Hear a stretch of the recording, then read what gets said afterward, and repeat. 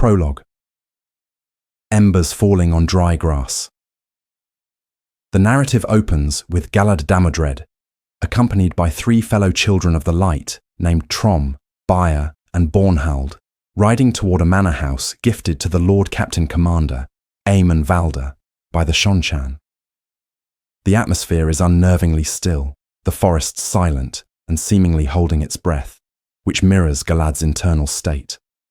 Having learned of Valder's crimes against his mother, Queen Morgase, Galad has moved beyond the initial inferno of rage into a state of cold, absolute emptiness and resolve.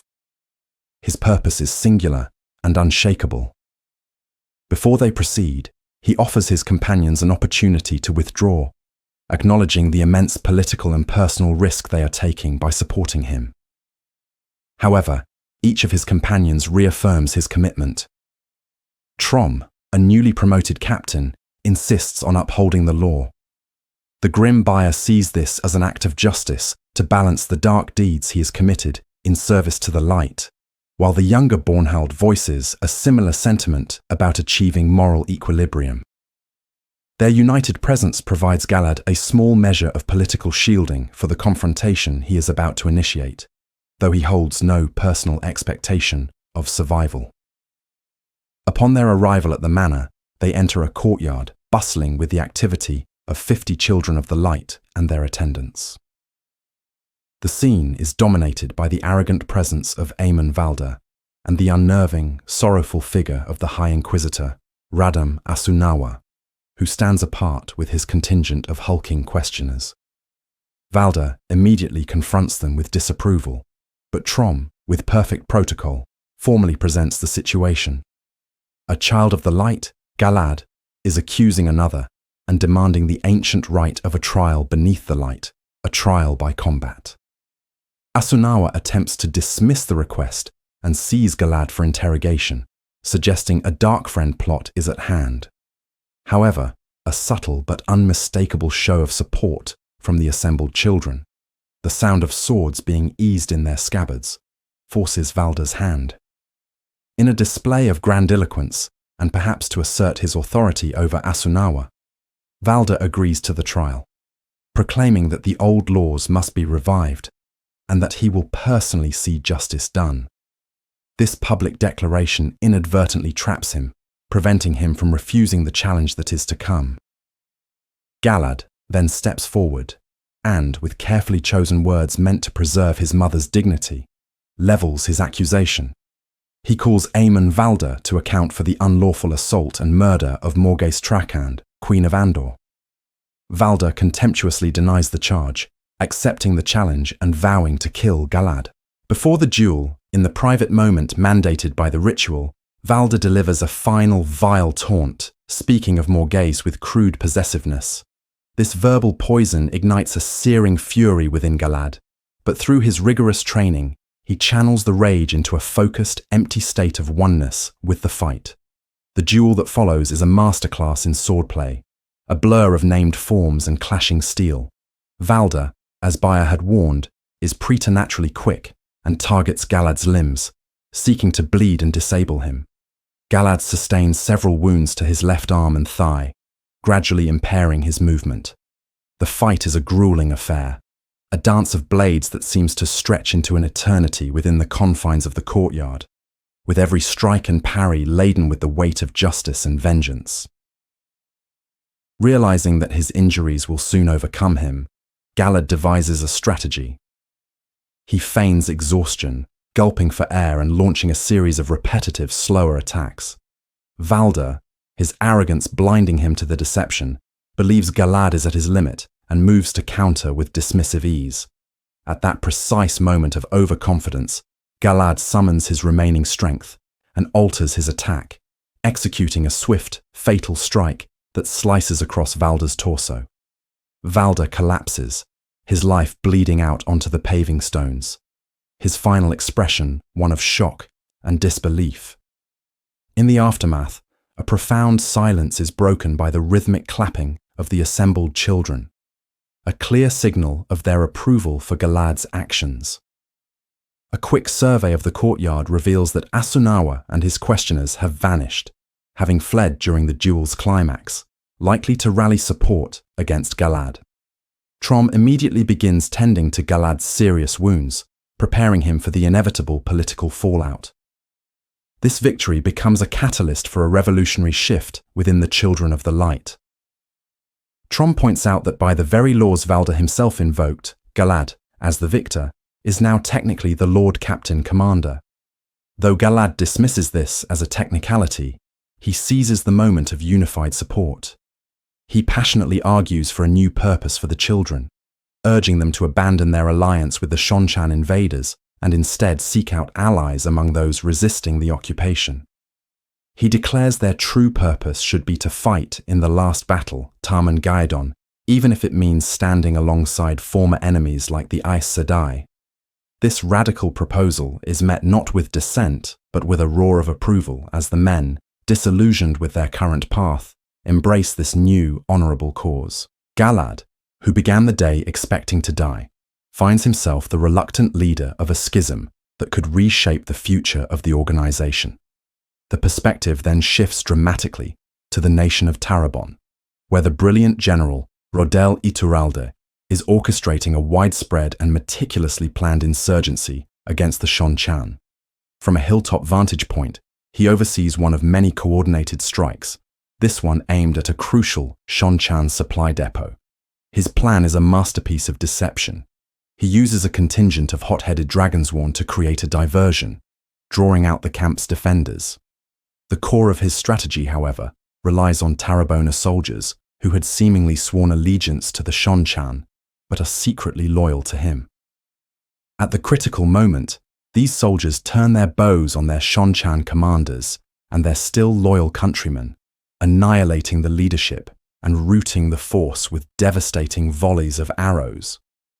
The scene demonstrates Iturralde's tactical genius, his ability to manipulate his enemies' expectations, and the vast scale of his rebellion, which stretches across the entire nation. His ultimate goal is not just to disrupt Shonchan supply lines, but to provoke them into a furious, ill-considered pursuit that will lead them directly into a much larger trap he has prepared. Meanwhile, in the Shonchan-occupied city of Ebu Dar, High Lady Suroth is consumed by paranoia and fear. The mysterious disappearance of Tuon, the daughter of the Nine Moons and heir to the Shonchan Empire, has left Suroth in an untenable position. She lies awake, tormented by nightmares and the stark question of whether Tuon is alive or dead. If Tuon has been assassinated, Suroth, as the highest-ranking Shonchan officer in the region, will be held accountable. This would force her to return to the Shonchan homeland to offer a formal, torturous apology that would likely end in her death or enslavement. This fear overshadows her every thought as she desperately weighs the conflicting evidence, clinging to the hope that Tuon may have simply orchestrated another one of her political disappearing acts. Her anxiety is a constant corrosive presence, pushing her toward a desperate search for the missing heir. Suroth's political troubles escalate when she is summoned by General Galgan. He informs her of Iturralde's devastating campaign in Tarabon, presenting a map littered with markers, indicating dozens of successful raids against Shonchan camps, patrols, and supply lines. The scale and coordination of the attacks reveal a massive, organized rebellion led by Iturralde, shattering the illusion of Shonchan control over the nation. Enraged that her own accomplishments in pacifying Tarabon are being undone, Suroth's fury boils over. She clashes with Galgan over strategy, issuing imperious commands to redeploy nearly all available air reconnaissance to hunt down Iturralde, dismissing the general's more measured counsel. This confrontation highlights the deep-seated rivalry and distrust between the leaders of the Forerunners and the Return, and it demonstrates Suroth's growing desperation to reassert control in the face of mounting crises. Returning to her chambers, Suroth receives a terrifying visitor. The forsaken Semerhage appears before her, a being of pure, roiling fire. Semerhage delivers a world-shattering revelation. The Shonchan Empress is dead, along with the entire imperial family, save for Tuon. The Shonchan homeland has collapsed into a bloody civil war, with dozens of nobles vying for the vacant crystal throne. The empire, as Suroth knew it, no longer exists. Semahage then presents Suroth with a staggering offer. She will help Suroth assassinate Tuon and establish herself as the new empress of the conquered lands on this side of the ocean. After a moment of profound, horrified shock, Suroth's ambition overcomes her fear and ingrained loyalty. Realizing that this is her only path to survival and ultimate power, she accepts Semihage's dark pact, resolving to kill the woman who is now, technically, her empress. The final section of the prologue returns to the White Tower, where deep internal fractures are widening. Pavara, a sitter for the Red Aja, meets with her Aja's ruthless new leader, Tsutama. They discuss a shocking letter from a Red sister named Sashal, who was believed to have been stilled at Dumai's wells. Sashala claims to have been healed of her stilling by one of the Ashaman and, more alarmingly, has sworn an oath of fealty to the dragon reborn. This revelation, coupled with the external threats of the Shonchan and the recent terrifying display of power by one of the Forsaken, convinces the pragmatic Tsutama to authorize a radical and highly secret plan. She orders Pavara to move forward with a proposal to have sisters of the Red Aja, whose entire purpose was to hunt men who could channel, begin bonding Ashaman as warders, hoping to use their power to strengthen the tower. Following this tense meeting, Pavara proceeds to a clandestine rendezvous with Yukiri, a sitter for the Grey Aja. It is revealed that they are part of a small, secret conspiracy dedicated to hunting down the Black Aja, the cabal of Darkfriend sisters hidden within the tower's walls. Their discussion reveals the slow, perilous nature of their investigation. While they have successfully captured and interrogated a few Black sisters, their leads have dried up, leaving them at a dangerous impasse. This final scene underscores the profound corruption and paranoia that has taken root in the White Tower, showing that while external enemies gather, the institution is rotting from within, its leaders forced into desperate measures and secret wars just to survive. The chapter opens within the troubled halls of the White Tower, where Pavara and Yukiri, two sitters secretly hunting the Black Aja, confront their latest crisis. They have learned that Talene, a Black sister they hold captive, has received a summons to appear before her Aja's clandestine Supreme Council. Talene is terrified, convinced the summons is a prelude to brutal interrogation or execution, and has begged them for protection.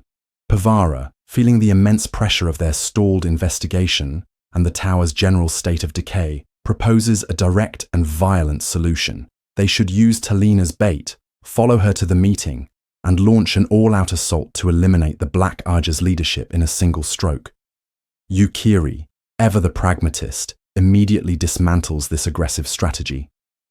She provides a cool-headed analysis, pointing out that the Black sisters will number 13 and will surely have lookouts, putting their own small group at a severe numerical disadvantage. More importantly, she stresses the catastrophic risk of even one hooded member escaping. That single survivor would know all their faces and could expose their entire secret operation, leading to their certain deaths. The conversation is further colored by grim news from Carrion, confirming that an entire deputation of 51 sisters sent by the tower has been captured by the Ashaman, another devastating blow to the tower's authority and strength. Their tense strategic debate is interrupted by the arrival of Siane, another sister in their conspiracy. Siane delivers a revelation that is far more shocking than any military setback. She has just come from a private meeting with the Emerlin seat, Elida, and reveals the true nature of the secret task Elida had given her months ago. It was never about hunting the Black Aja. Instead, Elida had ordered Siane to fabricate evidence to frame the former keeper of the Chronicles, Alviarin, for treasonous correspondence with the Dragon Reborn. This news is an earthquake that shatters the very foundation of the Hunter's mission. Their one certainty, that Elida must be clean of Black Aja taint because she initiated the hunt, is revealed as a lie. They are forced to confront the horrifying reality that they are completely alone, operating without the sanction or protection of the Emerlin seat, who is more concerned with personal vendettas than the ultimate evil festering within the tower.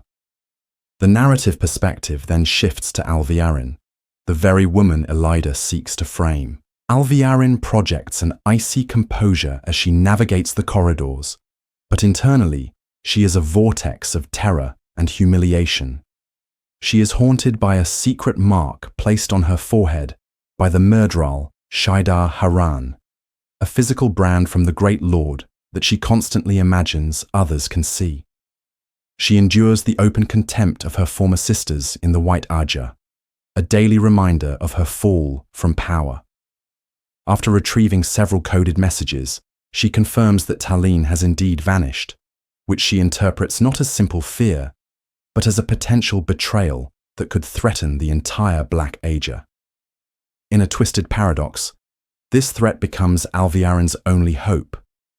She believes that exposing this danger to her dark masters is the only way to retain the Great Lord's favor and protection, which she sees as her only shield against the wrath of the Forsaken. While enduring the agony of her daily penance at the hands of the Mistress of Novices, Alviarin issues new orders to find Talene at all costs and to place Yukiri and Doazine, the sisters Talene had looked to, under intense surveillance, prepared to manufacture a conspiracy, if necessary, to save herself. Meanwhile, far from the tower, the captive Aes Sedai Galena experiences a fleeting moment of freedom while riding in the woods near the massive Shaido Ayel encampment. Her mind is filled with elaborate plans for revenge against those she blames for her capture, especially Elida. This sense of liberty is a cruel illusion, however, as she is completely enthralled to the Wise One Tharava, who uses a binding oath to control her utterly. Galena's entire existence is focused on a single goal: stealing Tharava's personal oath rod, which she believes is the only artifact that can free her from the oath and restore her ability to channel.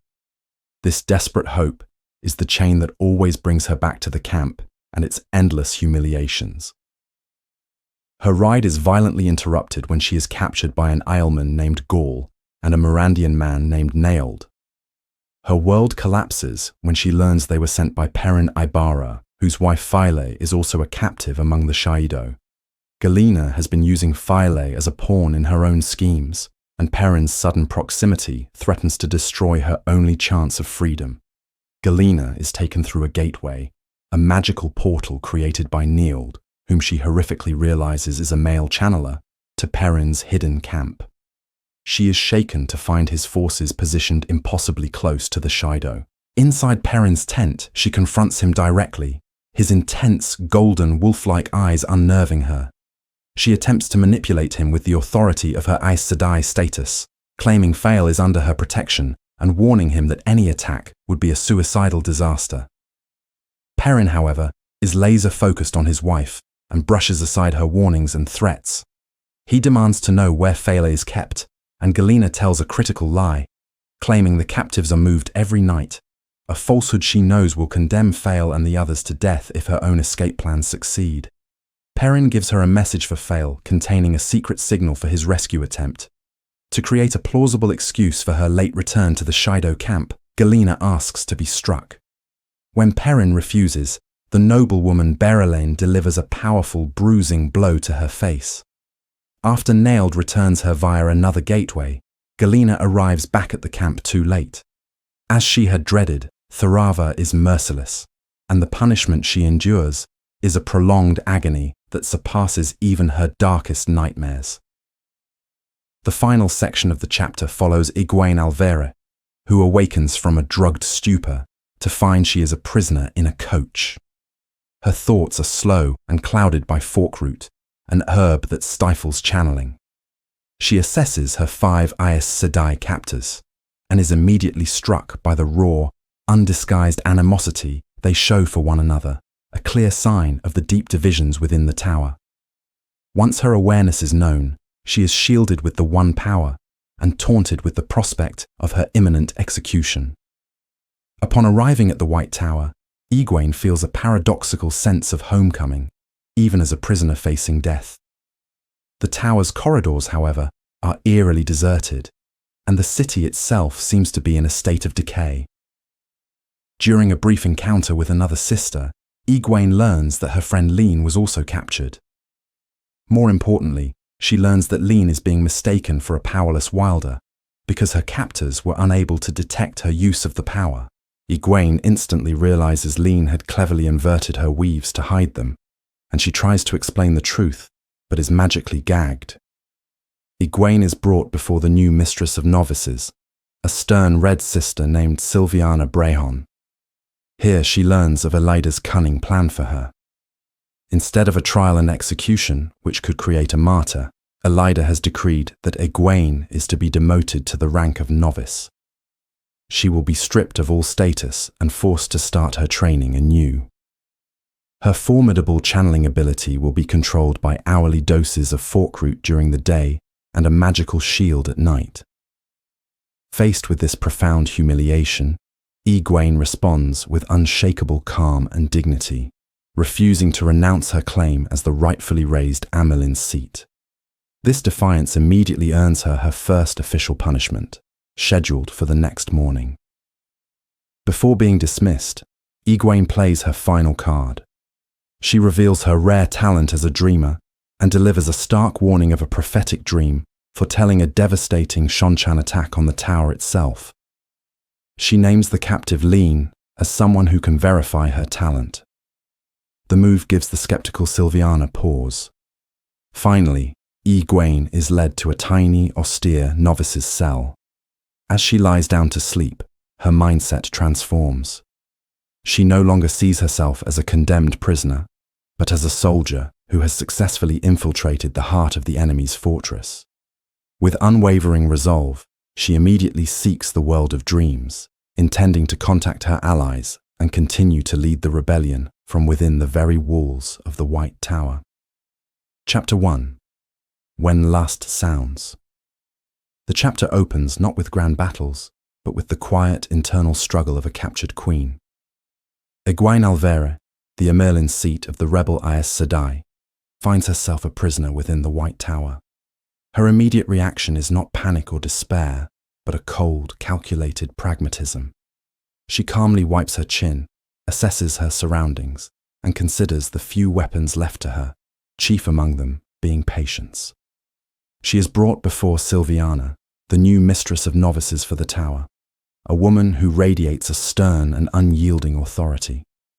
It is here that Elida's plan for her is revealed, and it is a stroke of insidious political genius.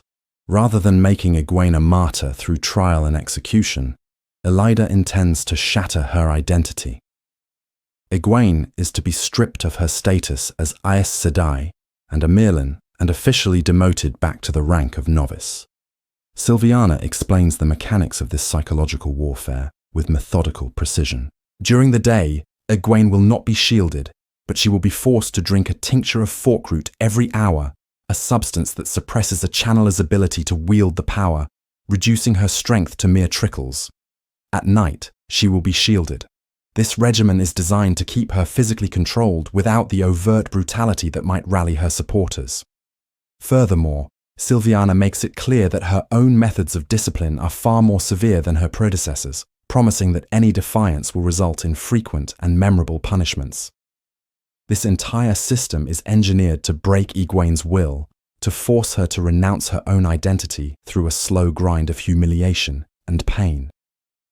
Egwene, however, does not break.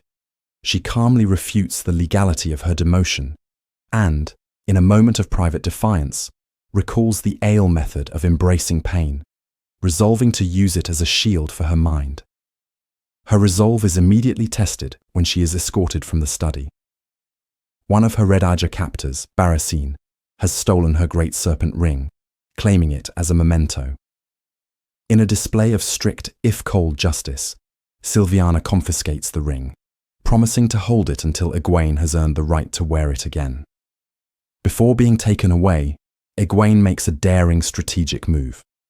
She reveals her talent as a dreamer, warning Silviana of a vision she had of a Shonchan attack on the White Tower. This is a calculated risk, an attempt to plant seeds of doubt and prove her own value even while a prisoner.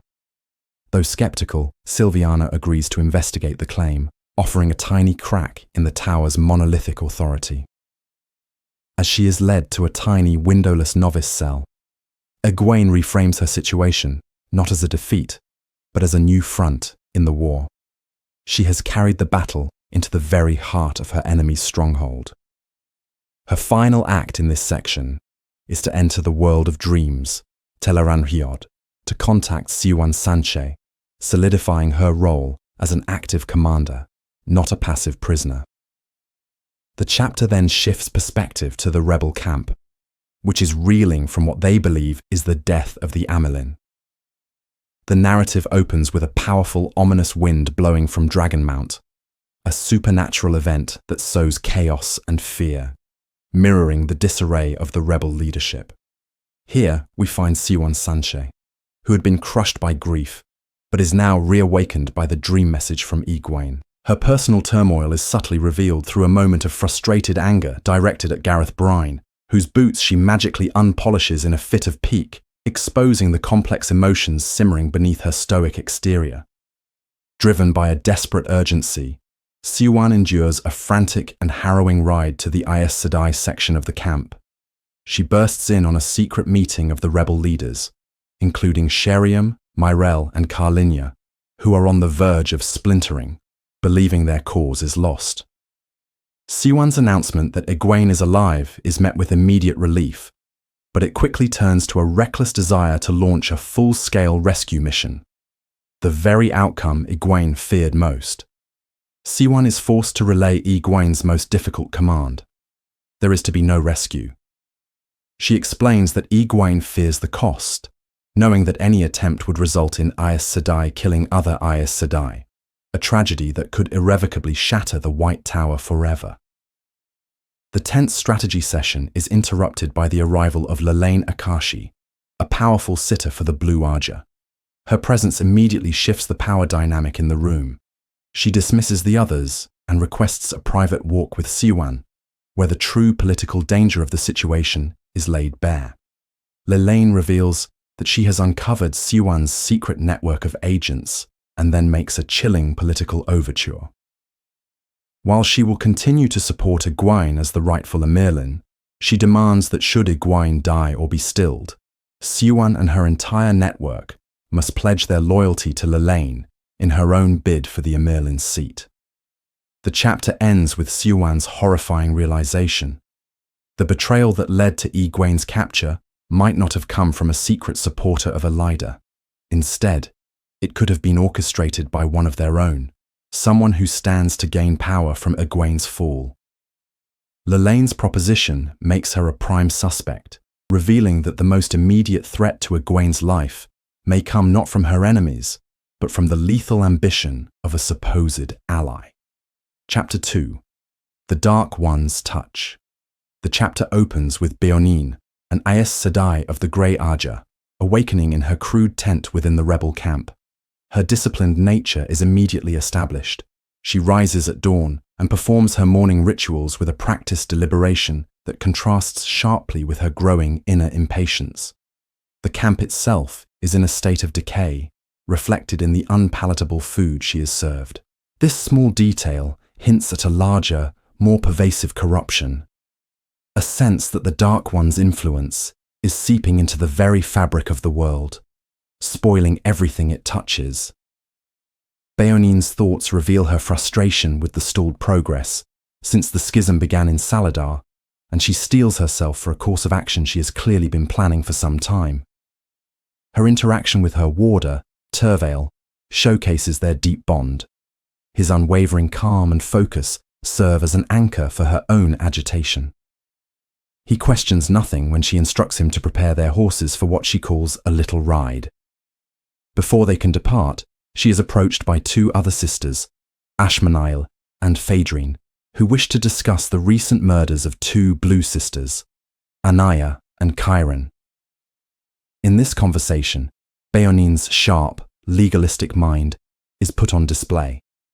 She methodically lays out her reasoning, starting with the fact that the victims were both of the Blue Arger, which leads her to the connection with Rand al'Thor and, by extension, the Ashaman. She posits that men who can travel are the most logical suspects, given the stealthy and precise nature of the killings. The other sisters offer less likely theories, highlighting the confusion and lack of unified thought within the camp. Impatient to proceed with her own secret mission, Béonine curtly ends the discussion and rides away with Travail. They arrive at the camp's designated area for traveling, a place of tense privacy. Béonine weaves a gateway, a skill rediscovered by the rebels, and reflects on the wonder of this lost talent. She and Travail step through into a snowy grove of oaks just outside Tarvalon. There, her composure is shattered when she has a terrifying vision of Turanine Murdagan, an Aes Sedai she knew to be more than 40 years dead. This chilling apparition confirms her bleak thoughts. The world is fraying as the last battle approaches, and the dead are no longer confined to their graves. Shaken but resolute, she proceeds with her plan. Using the power, she weaves a disguise of illusion over her features and another, more complex weave, to completely hide her ability to channel from other Aes Sedai. She then sends her loyal warder away, instructing him to wait for her in the city. Travail, sensing the extreme danger, offers to assassinate Elida for her. But Béonine insists this is something she must do herself, alone. The first half of the chapter closes with her, disguised and vulnerable, turning to face the imposing White Tower. The perspective then shifts to Elida, the Amerlin's seat, in her opulent study within that same tower. Her surroundings are a stark contrast to Béonine's tent, yet she is besieged by problems of her own. She is dealing with the kidnapped king of Ilion, Matin Stepaneos, who is furiously protesting his abduction. With cold political maneuvering, Elida reframes her actions as a life-saving intervention, informing him that Rand al-Thor has conquered his city and he would otherwise be dead. She dangles the prospect of restoring him to his throne, a hollow promise she uses to pacify and control him. Once the king is dismissed, her keeper, Tana, delivers a litany of grim reports that reveal the tower's decay from within. The city's streets are filthy because the citizens are terrified, claiming to have seen the dead walking, a direct confirmation of Béonine's vision. The harbors are crippled, the sewers are failing, and most alarmingly, rats have infested the tower itself, suggesting the ancient protective wards are weakening.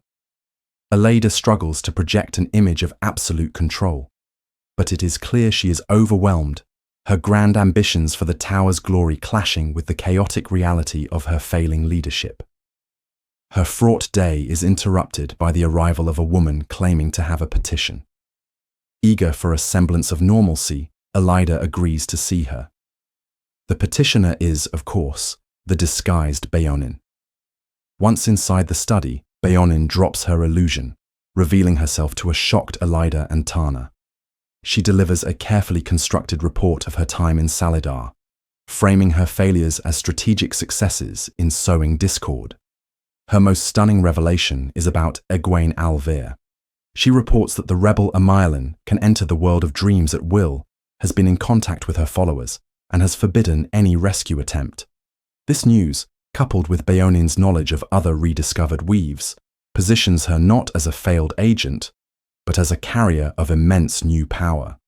When pressed by a dismissive Elida, Béonine demonstrates her value by opening a gateway directly within the Amerlin's study. This single act changes everything. Elida, ever paranoid and power-hungry, immediately sees the strategic advantage.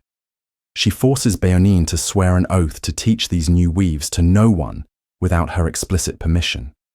Béonine then provides one last piece of crucial intelligence, naming sisters who have returned to the tower as secret agents for the rebels. Armed with this knowledge and the key to traveling, Elida's demeanor shifts. She dismisses Tana with new orders to spy on the traitors, and, in a significant move, gives Béonine permission to teach Tana the new weaves. The chapter concludes with Elida, her mind already racing with new possibilities, commanding Béonine, "Show me everything." Chapter 3. The chapter begins with Arangar arriving in the world of dreams for a meeting summoned by Moradin, finding a tense and fractured gathering of the Forsaken.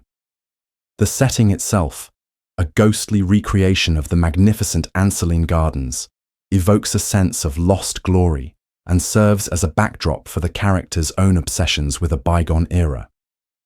Arangar internally dismisses her peers, Semirhage, Demandred, and a subdued Masana, as fools trapped in the past, positioning herself as the only one truly adapted to the current age. Seeking to exploit these divisions, she approaches Gryndal, initiating a play for an alliance disguised as a seductive advance. This maneuver is calculated to be misread by any observers, particularly Moradin, as mere dalliance, concealing her true political ambitions. Their interaction is interrupted by a furious Masana, who accuses Arangar of incompetence for allowing Egwene Alver to be captured.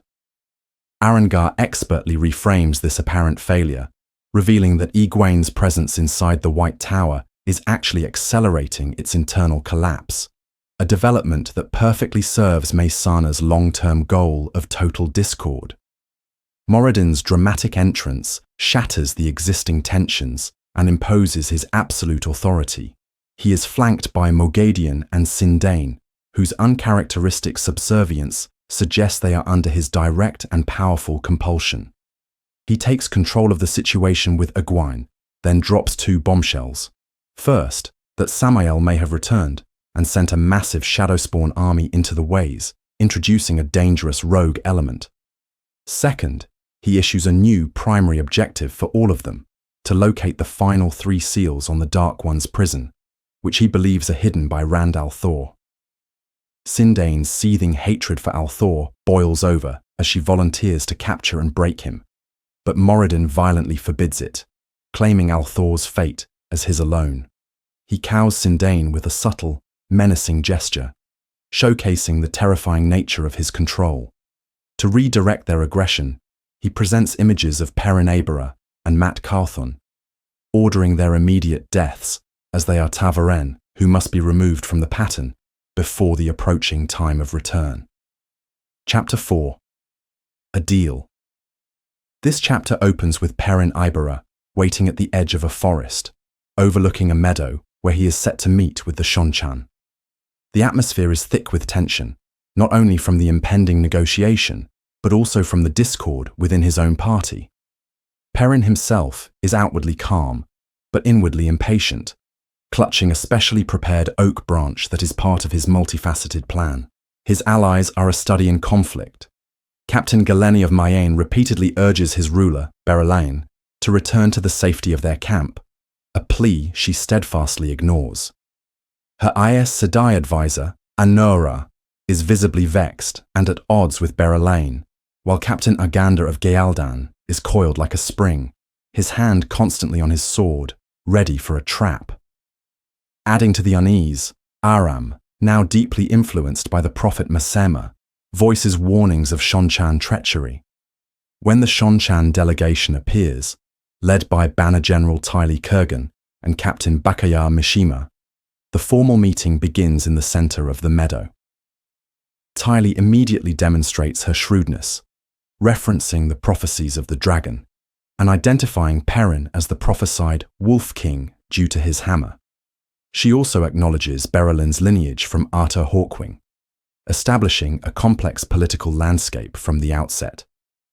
The discussion quickly turns to the mutual distrust, as both sides have armies concealed in the surrounding woods. To break this stalemate and demonstrate the unique power he brings to the table, Perrin initiates a calculated display. First, he holds up the oak branch and has 2 of his hidden Two Rivers archers shoot arrows clean through it from a remarkable distance, showcasing the deadly, unseen skill of his men. Then, he hurls the branch into the air, where it is instantly incinerated in a ball of fire by Jur Grady, his concealed Ashaman. This act confirms to the Shonchan that Perrin commands a male channeler, a shocking and valuable asset. Perrin presses his advantage by offering a significant political concession. He offers to formally renounce any claim to the ancient kingdom of Manetheren, symbolized by handing over its banner. He frames this as a gift, clearing a potential field of rebellion for the Shonchan. Just as this offer is made, a mysterious and violent gale stinking of sulfur, tears through the meadow, terrifying the horses and adding to Perrin's mystique, as he truthfully denies any part in its creation. Convinced of his power, Tylee agrees to a truce and reveals that her mission is to eliminate the Shido Aiel. However, the negotiation hits a critical snag when Perrin reveals the true scale of the threat: nearly 100,000 Shido, including an unprecedented 400 Wise Ones who can channel. This number renders Tylee's forces entirely inadequate for a conventional attack, a fact that threatens to dissolve the new alliance. Seizing this moment, Perrin unveils the true nature of his proposal. He reveals his knowledge of a Shonchan tea that incapacitates channelers and puts forth an audacious plan: to use his Ashaman's ability to travel to acquire vast quantities of this tea and secretly poison the Shido's water supply, neutralizing all of their Wise Ones at once. To overcome Tylee's final hesitation about acquiring the tea, Perrin produces his ultimate trump card, a document of passage and aid signed by the high-ranking Shonchan noble Suroth. Faced with Perrin's inexplicable resources, unknown powers, and a brilliant solution to her impossible problem, Tylee has no choice but to agree. The chapter concludes as they shake hands, sealing a dark bargain founded on mutual need, with Perrin grimly admitting that he would deal with the Dark One himself to free his wife. Chapter 5. Something strange. The chapter opens within the lavish tent of Savannah, where Fael performs the demeaning duties of a gaishen. The setting immediately establishes a stark contrast between Aiel austerity and Savannah's decadent, Wetlander-style ambitions. Fael's internal monologue reveals her constant struggle. She must project an image of meek submission to survive, yet she lives in terror that this pretense will slowly erode her true self. Her thoughts are a tangled mess of desperation for escape and worry for her husband, Perrin, whose failure to rescue her yet is a source of both fear and a strange, desperate hope that she can escape before he gets himself killed trying. This fragile tension is shattered by the arrival of Tharava, a far more formidable and traditional Wise One, who drags in the utterly broken Aes Sedai, Galena. Galena has been systematically tortured, stripped of her hair and dignity, and is now a trembling wreck. The conversation between Savannah and Tharava exposes a deep-seated power struggle. Savannah complains about the ineffectiveness of punishing an already brutalized servant, revealing her shallow focus on appearances and control. Tharava, cold and unyielding, asserts her authority, making it clear that Galena's punishment will continue. For Fael, this is a moment of harsh recalculation.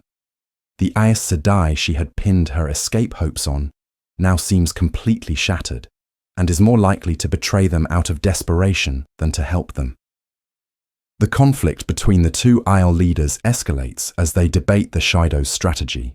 Tharava, representing the council of the other Wise Ones, argues for a tactical retreat to the more defensible mountains. Savannah arrogantly dismisses this, touting the resources of their current location and her delusional plan to marry Randall Thor and conquer the world.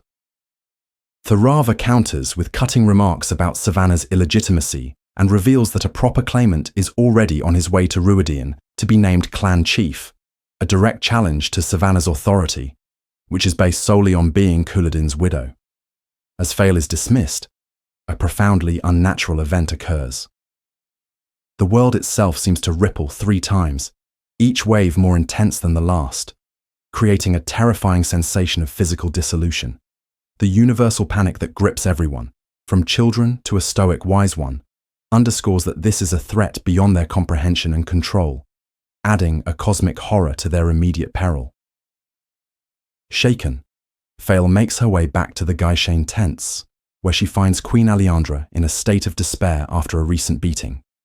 Fael comforts her, her actions demonstrating the leadership role she has assumed among the captives, even as she battles her own fears. The chapter's turning point arrives when she is summoned by her followers. The woodcutter Alvon's son, Theril, has managed to do the impossible. He has stolen the smooth white rod from Tharava's tent, the very object Galena demanded. Securing the rod, Fail feels a surge of renewed hope. This object, she believes, is their key to salvation, the leverage needed to compel Galena to help them. She swears a solemn oath to free all those who have pledged fealty to her. This hope is immediately complicated by the appearance of the Merredin, Roland. He reveals, with a calm smile, that he is fully aware of her escape plans. Fail's terror of betrayal quickly turns to confusion as he explains that the Merredin are considering abandoning the Shido, and that he might simply take her with him as an alternate means of escape. His offer, however, is entangled with his continued romantic pursuit, suggesting a different kind of captivity. He offers a path to freedom that is not her own, one that comes with unsettling conditions. The chapter concludes on a note of extreme tension. Tharava's reaction to the theft of the rod is swift and brutal. All Gaishain are herded together and forced to strip naked, while their possessions and tents are violently searched. The final image is of Fela, exposed and vulnerable, praying that her hidden prize remains undiscovered. She has finally acquired the tool she believes will lead to freedom, but in doing so, she has brought immediate and terrible danger down upon them all, perfectly illustrating how, in her world, hope and peril are inextricably bound together. Chapter 6. A Stave and a Razor. The chapter begins with Matt Cawthon confronting the frustrating reality that his stay in the wealthy salt town of Durador will be extended. The showman, Valan Luca, ecstatic over the immense crowds and the profits they bring, announces that the travelling show will remain for at least 2 more days.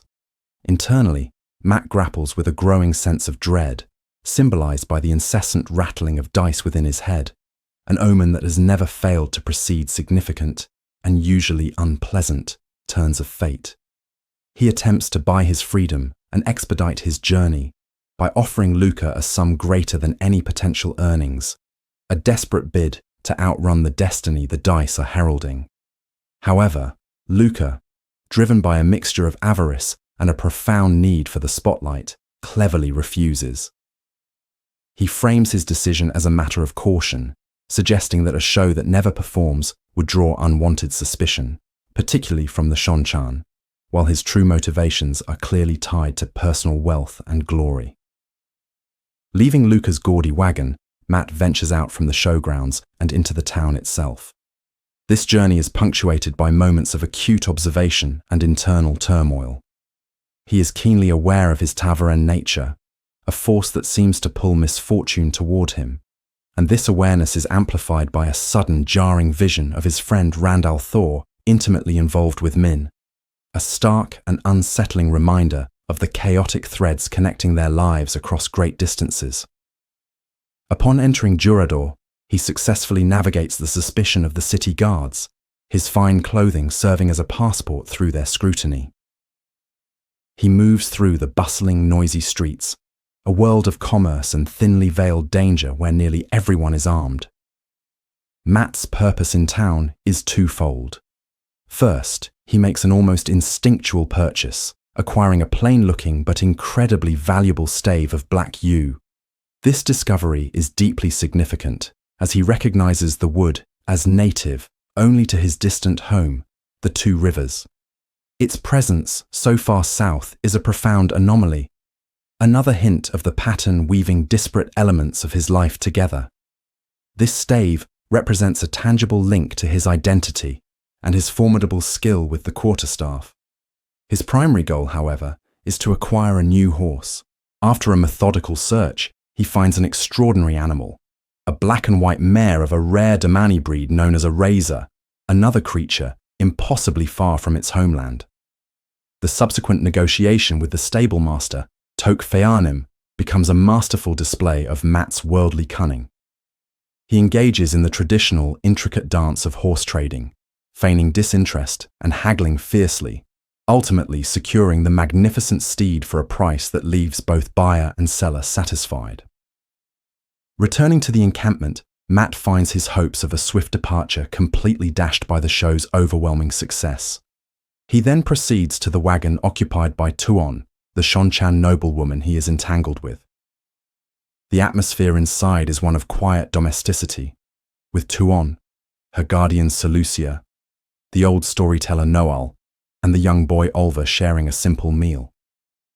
Mat's unannounced entrance immediately disrupts this peace, as Tuon admonishes him for his lack of manners and messy appearance, reasserting her dominant role in their complicated relationship. In a defiant attempt to reclaim some ground, Mat bestows upon her the pet name Precious, a move she astutely identifies as the opening of a new game between them.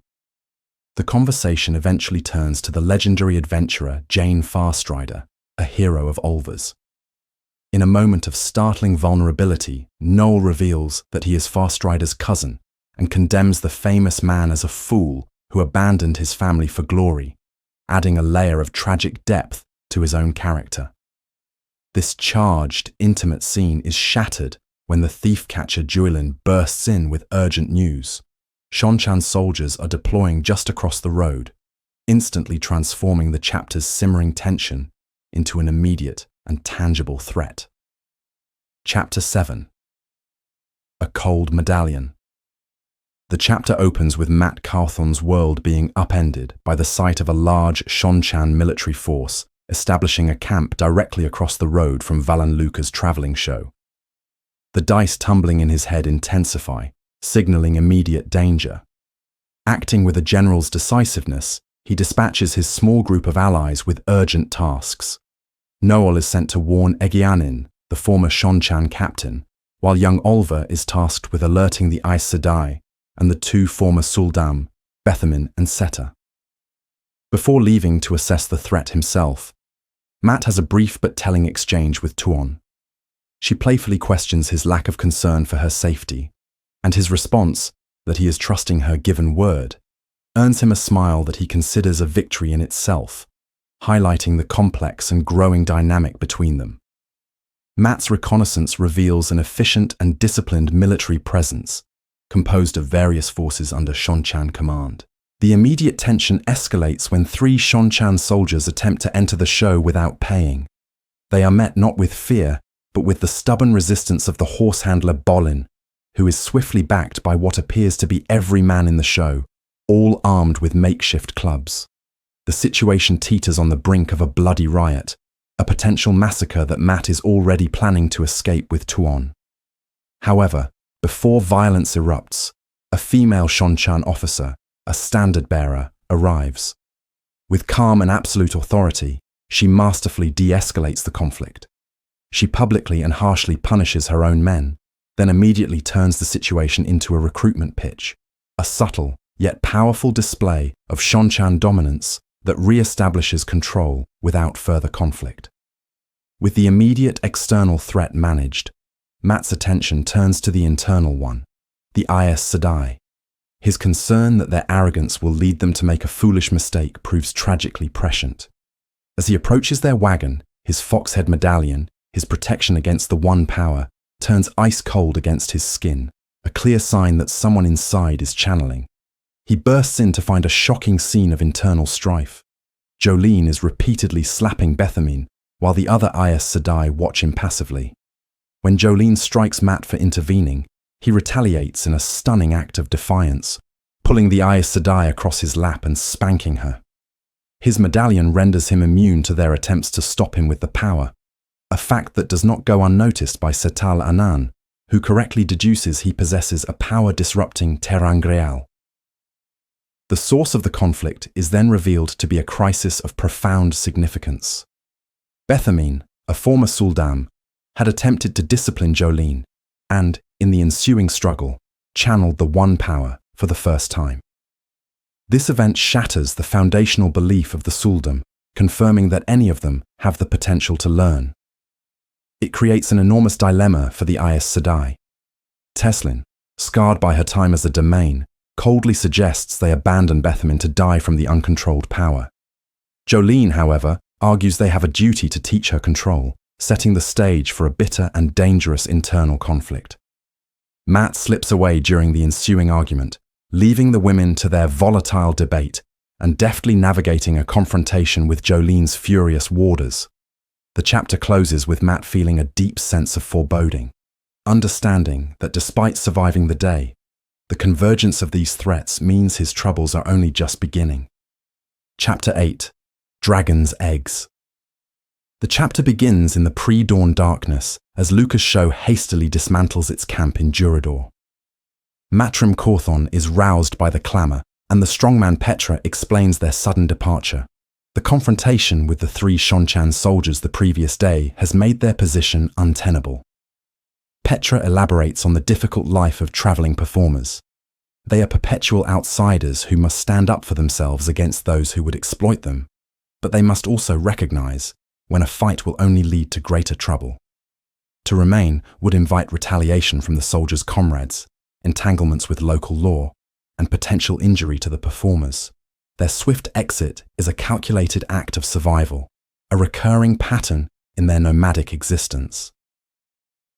While the camp is in motion, Matt reflects on his own increasingly complicated circumstances, particularly his relationship with Tuon. He feels the immense pressure of their impending and seemingly unavoidable marriage. His goal is multifaceted and fraught with peril. He must find a way to truly understand the enigmatic woman, earn her respect so she sees him as more than her toy, and somehow make her genuinely care for him. This emotional campaign is waged against a ticking clock, as he knows he must eventually arrange her return to Abu Dar. The entire situation is a high-stakes gamble, underscored by the incessant, ominous rattling of the dice within his mind, a constant reminder of the momentous choices that lie before him. The journey itself proceeds at a frustratingly slow pace, dictated not by urgency, but by Luca's avarice. The showman halts at any settlement, like the village of Runyon Crossing, that might yield a profit, haggling cynically with local authorities for permission to perform. This slow progress sharpens Matt's own sense of anxiety. It is during one of these stops that a pivotal subplot unfolds. Matt seeks out Aludra, the show's illuminator, and confronts her about her desire to hire a bell founder. He correctly deduces her intention to cast her firework launching tubes from bronze. Aludra then reveals a secret that promises to change the nature of warfare itself. Her goal is not merely to create more spectacular fireworks, but to forge powerful new weapons she calls dragons. These bronze cannons, firing iron-cased projectiles she terms dragon's eggs, would have a range of nearly 2 miles, far beyond any conventional weapon. Recognizing the immense strategic value of such an invention for his band of the hand, Matt strikes a deal with her. He promises to introduce her to the Dragon Reborn, who possesses the resources to fund the mass production of her dragons. As they seal their pact, Matt feels a profound shift within himself. One of the sets of dice tumbling in his head abruptly falls silent. This cessation confirms the immense, fate-altering significance of their agreement, marking it as a critical turning point in his path. The dynamics within Matt's personal circle shift as well when Egeanin, now insisting on the name Lelwyn Shipless, and Bael Doman unexpectedly announce they have been married. This union forces Matt out of the wagon they shared, and he procures a tent for himself, which he strategically has pitched directly opposite Tuon's wagon. This new arrangement, while separating him from his former companions, brings him into closer, more constant proximity to the woman he is trying to court. His life in the camp settles into a routine of managing his retinue, playing games of stones with Tom and Olva, and filtering through the conflicting rumors about Randall Thor, which he now actively avoids to prevent triggering disorienting visions. His courtship of Tuon continues through their nightly games and shared meals. Their conversations are a delicate dance of probing questions and guarded answers. Tuon reveals her own world of strange superstitions, which stand in stark contrast to her sharp intellect. She questions Matt about the Dragon Reborn and the Horn of Valere, creating moments of intense dramatic irony as she remains oblivious to the fact that she is speaking to the man who sounded the horn and is a close friend of the dragon. Matt navigates these conversations with extreme caution, aware that a single misstep could expose his secrets and unravel his entire plan. In a significant gesture, Matt gifts Tuon a magnificent Damani razor, a swift and beautiful mare. As he declares the horse is hers, a second set of dice in his head ceases its rattling. This confirms that the gift is far more than a simple present. It is another fateful step in their relationship, a move that alters the pattern of his future, though the precise reason remains unclear to him. Ton, delighted, leads him on a wild and reckless ride through the surrounding forest, testing the horse's limits and his own nerve. Their ride concludes in a clearing containing the half-buried ruins of an ancient city. Matt's implanted memories immediately identify the location as Londaren Kor, the former capital of Eharon. The sight triggers a visceral, terrifying memory of dying on that very spot in a previous life, an arrow piercing his throat. This experience leads him to a horrifying conclusion. The Eelfin, the creatures who gave him his memories, must have created a permanent link to his mind, allowing them to observe his life and harvest his experiences right up to the moment of his death. The realization that these alien beings are, in a sense, still inside his head is a profound and deeply disturbing shock. Their time in the ruins is interrupted by the arrival of a group of tinkers who had followed them out of concern that the women were being abducted.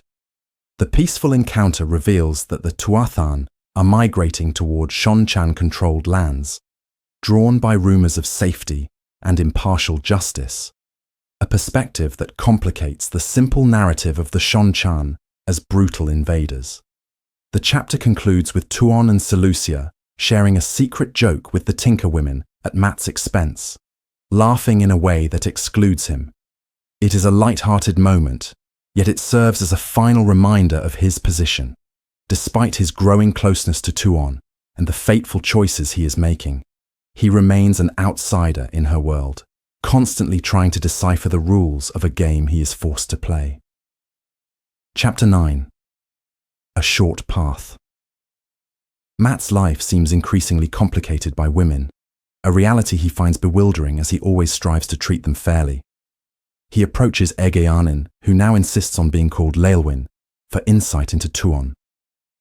Leilwyn is initially scornful of his ambition, warning him that his desire to marry the High Lady is a disgusting and potentially fatal overreach. She eventually provides some chilling details, painting a picture of the Shonchan imperial family as a nest of assassins and schemers. Matt learns that Tuon has had siblings killed in retaliation for attempts on her own life, and was raised from birth in a world of deadly political games. To his immense frustration, Leilwyn also reveals that his gift of a mare to Tuon was inadvertently a perfect, traditional courting gift from an inferior to a superior, an acknowledgement of his lower status that he knows Tuon will hold over him. His troubles with the three Aes Sedai, however, are far more immediate. They constantly attempt to pry into his affairs and draw unwanted attention to the show with their noble bearing. Jolene, in particular, begins to personally torment Matt, discovering the loophole in his medallion's protection that allows her to hurl rocks and stinging sparks at him with the power. This campaign of harassment ends only after a furious, magically shielded argument erupts between her and Teslin. Afterward, the attacks stop, but Jolene and Edicina continue their daily efforts to bully Matt into surrendering his foxhead Terangreal, which they claim is the rightful property of the White Tower. During a conversation with Setale Anan, Matt receives advice on his poor handling of the sisters. The innkeeper warns him about the dangerous games he is playing, not just with the Aes Sedai, but with Tuon, whom she recognizes is a formidable strategist in her own right. The true nature of their discussion shifts when Setale asks to see his medallion. Her trembling reverence upon touching the foxhead confirms Matt's suspicion that she was once an Aes Sedai herself. They form an unspoken pact to protect each other's secrets. The chapter's tension culminates when the Aes Sedai, having learned Tuon's identity as a Shonchan High Lady, confront her in her wagon. Led by Jolene, they deliver a heavy-handed ultimatum, demanding she act as their envoy to negotiate a truce or face the full destructive might of the White Tower. Tuon's response is not verbal, but brutally effective. She reveals that she has been hiding 3 Adam, and with Seleucia's aid, she swiftly collars all three sisters. She demonstrates her complete dominance over them, explaining her intention to train them as she has another channeler. It is Mat who must intervene.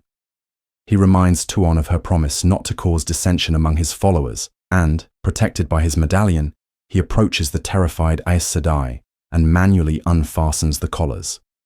After he frees them, a shaken Jolene grudgingly agrees to cease troubling Tuon. The incident concludes with Mat digging a deep hole in the pouring rain to bury the Adam himself, as he cannot trust that even his own men would resist Jolene's desire to keep the powerful devices for the tower to study. Chapter 10. A Village in Chiota. The day began with a deceptive tranquility as Mat Cawthon found himself riding alongside Tuon. She was attired in a blue silk riding dress, and she deliberately positioned her mare beside his, pointedly dismissing Seleucia's attempt to ride between them. Mat found a grim amusement in Seleucia's stoic frustration. For a time, everything felt right. The Aes Sedai were confined to their wagon, the sky was clear, and even the ceaseless tumbling of dice in his mind seemed muted. Their conversation drifted to omens and folklore. Tuon casually mentioned old tales of snakes that give true answers and foxes that steal human skins, subjects that struck Mat with a private, chilling horror. The names resonated deeply with his own traumatic encounters with the otherworldly Aelfin and Eilfin. He was further unsettled when she mentioned a figure named Old Hob, a name for the Dark One in the land of Arthur Hawkwing's birth. Mat concealed his profound discomfort behind a mask of amusement, but inwardly he grappled with the terrifying coincidences and the dark shadows of his own past connections to these very creatures. This fragile peace was shattered when the caravan approached a large village. Mat immediately sensed that something was profoundly wrong.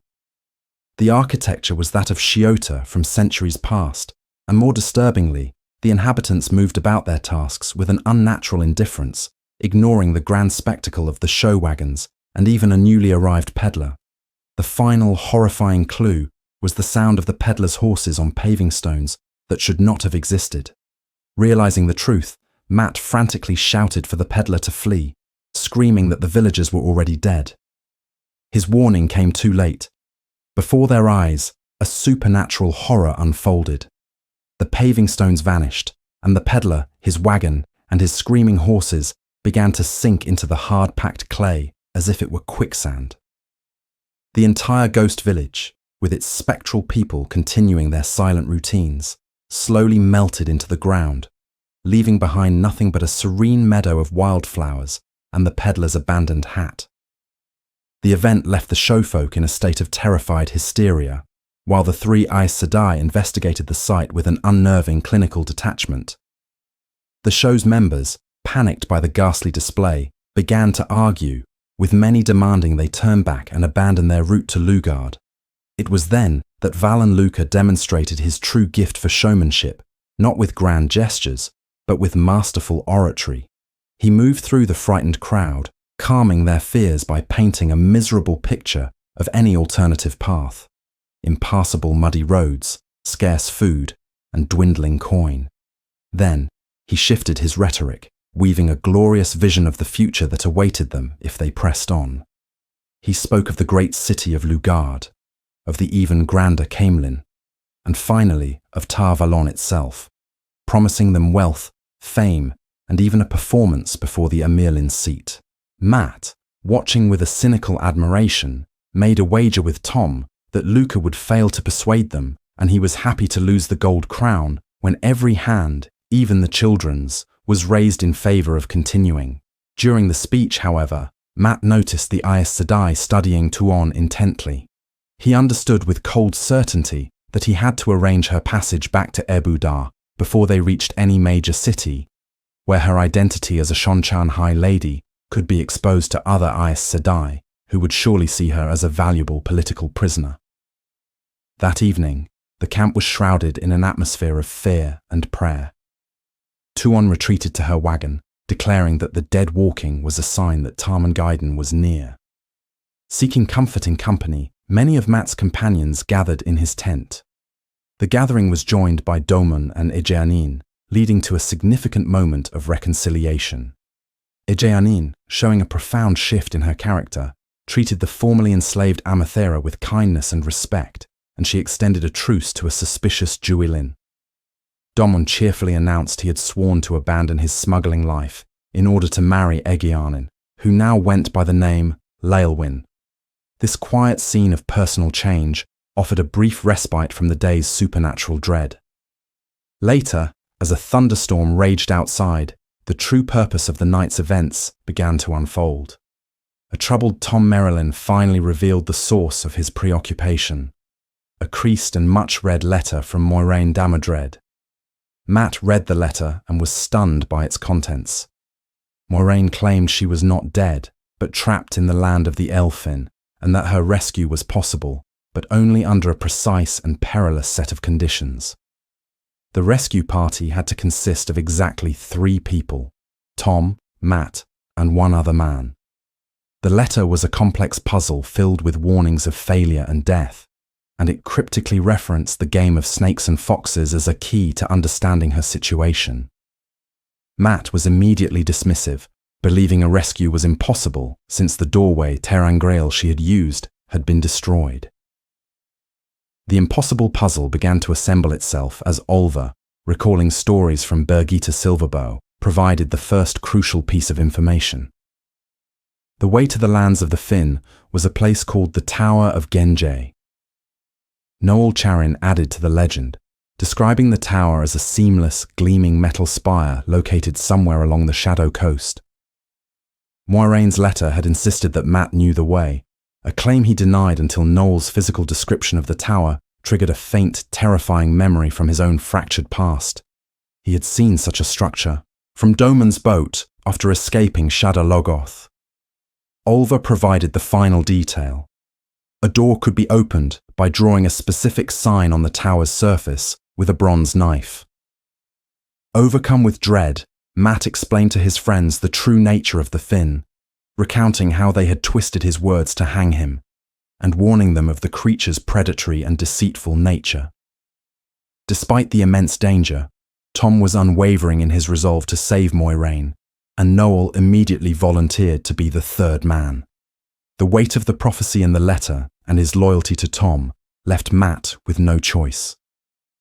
With a sense of grim fatality, he agreed to go. At the very moment of his decision, a deafening clap of thunder shook the tent, and for the first time in a very long while, the constant sound of rolling dice in his head fell completely silent. Chapter 11. A Hell in Madarin. The chapter begins in the pre-dawn gloom, with the palpable sense of dread from the previous night's events still clinging to Valan Luca's circus. A frantic energy possesses the camp as everyone rushes to pack and depart, driven by a collective, unspoken need to put as much distance as possible between themselves and the location of the vanished village.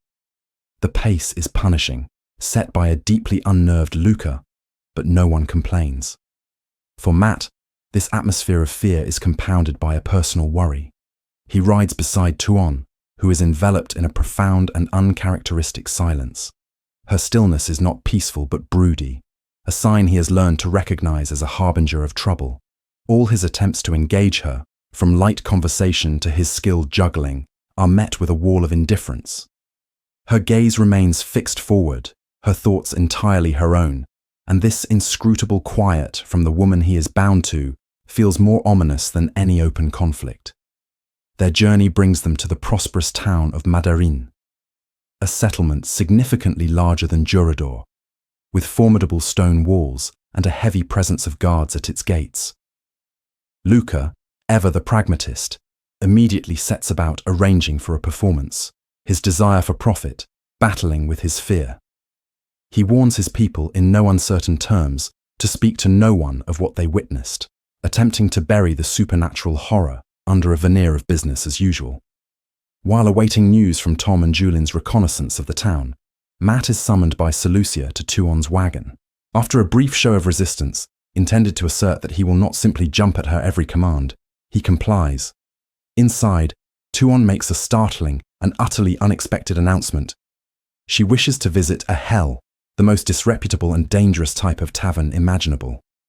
Matt is horrified by the request, envisioning the brawls and bloodshed that would inevitably result from bringing a woman like her into such a den of cutthroats. He flatly refuses, sparking an argument. He suspects Satala of planting the foolhardy idea, a charge she denies with practiced innocence. The tense standoff is interrupted by Tom's return.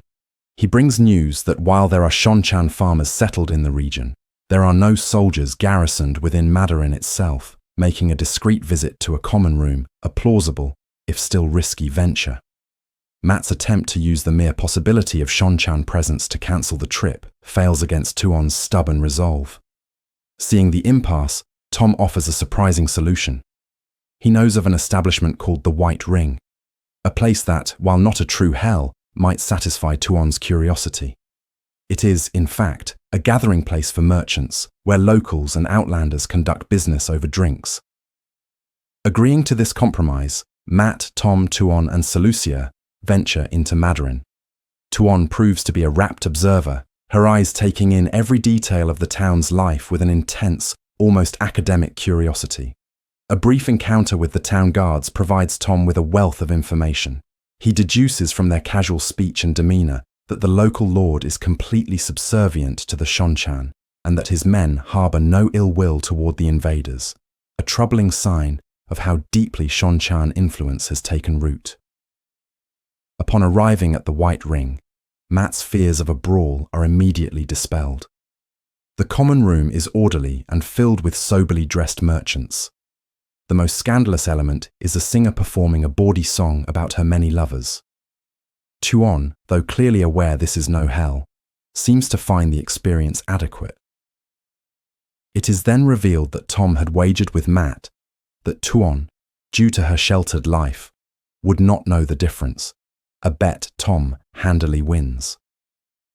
As they sit, Tuon tries ale for the first time and begins to question Matt on local customs, a conversation that takes a sharp turn when she makes a veiled reference to pink ribbons, revealing she knows about his humiliating experiences with Queen Tylin in Ebo Dar. To further her experience, Tuon insists Matt join a dice game. His legendary luck immediately manifests, and he begins winning throw after throw, amassing a considerable pile of silver and attracting a crowd of onlookers. However, he astutely notices that one of the players, a Tarrabona merchant woman, is only feigning drunkenness and is watching him with sharp, suspicious eyes. Realizing she believes him to be cheating, Matt skillfully defuses the potentially violent situation. He buys a round of drinks for the entire common room to build goodwill and then, on a final high-stakes roll, deliberately loses, rolling the unluckiest combination possible. He understands that this strategic loss is, in fact, his luckiest throw of the day, as it dispels all suspicion and allows him to walk away peacefully. While Tuon and Seleucia are away from the table, the chapter's central crisis unfolds. Tom returns to Matt with two pieces of terrible news. First, the golem is still hunting him and is now only a day or two behind their trail. Second, and far more catastrophic, a Shonchan army on the Mirandi border is not searching for the missing daughter of the Nine Moons, but for an imposter claiming her title. Their orders are to kill this woman on sight, and the description they have fits Tuon perfectly. This revelation, likely the result of political machinations by Tuon's rivals back home, shatters their long-term plan of returning her to her people. She is no longer a valuable political hostage but a hunted fugitive.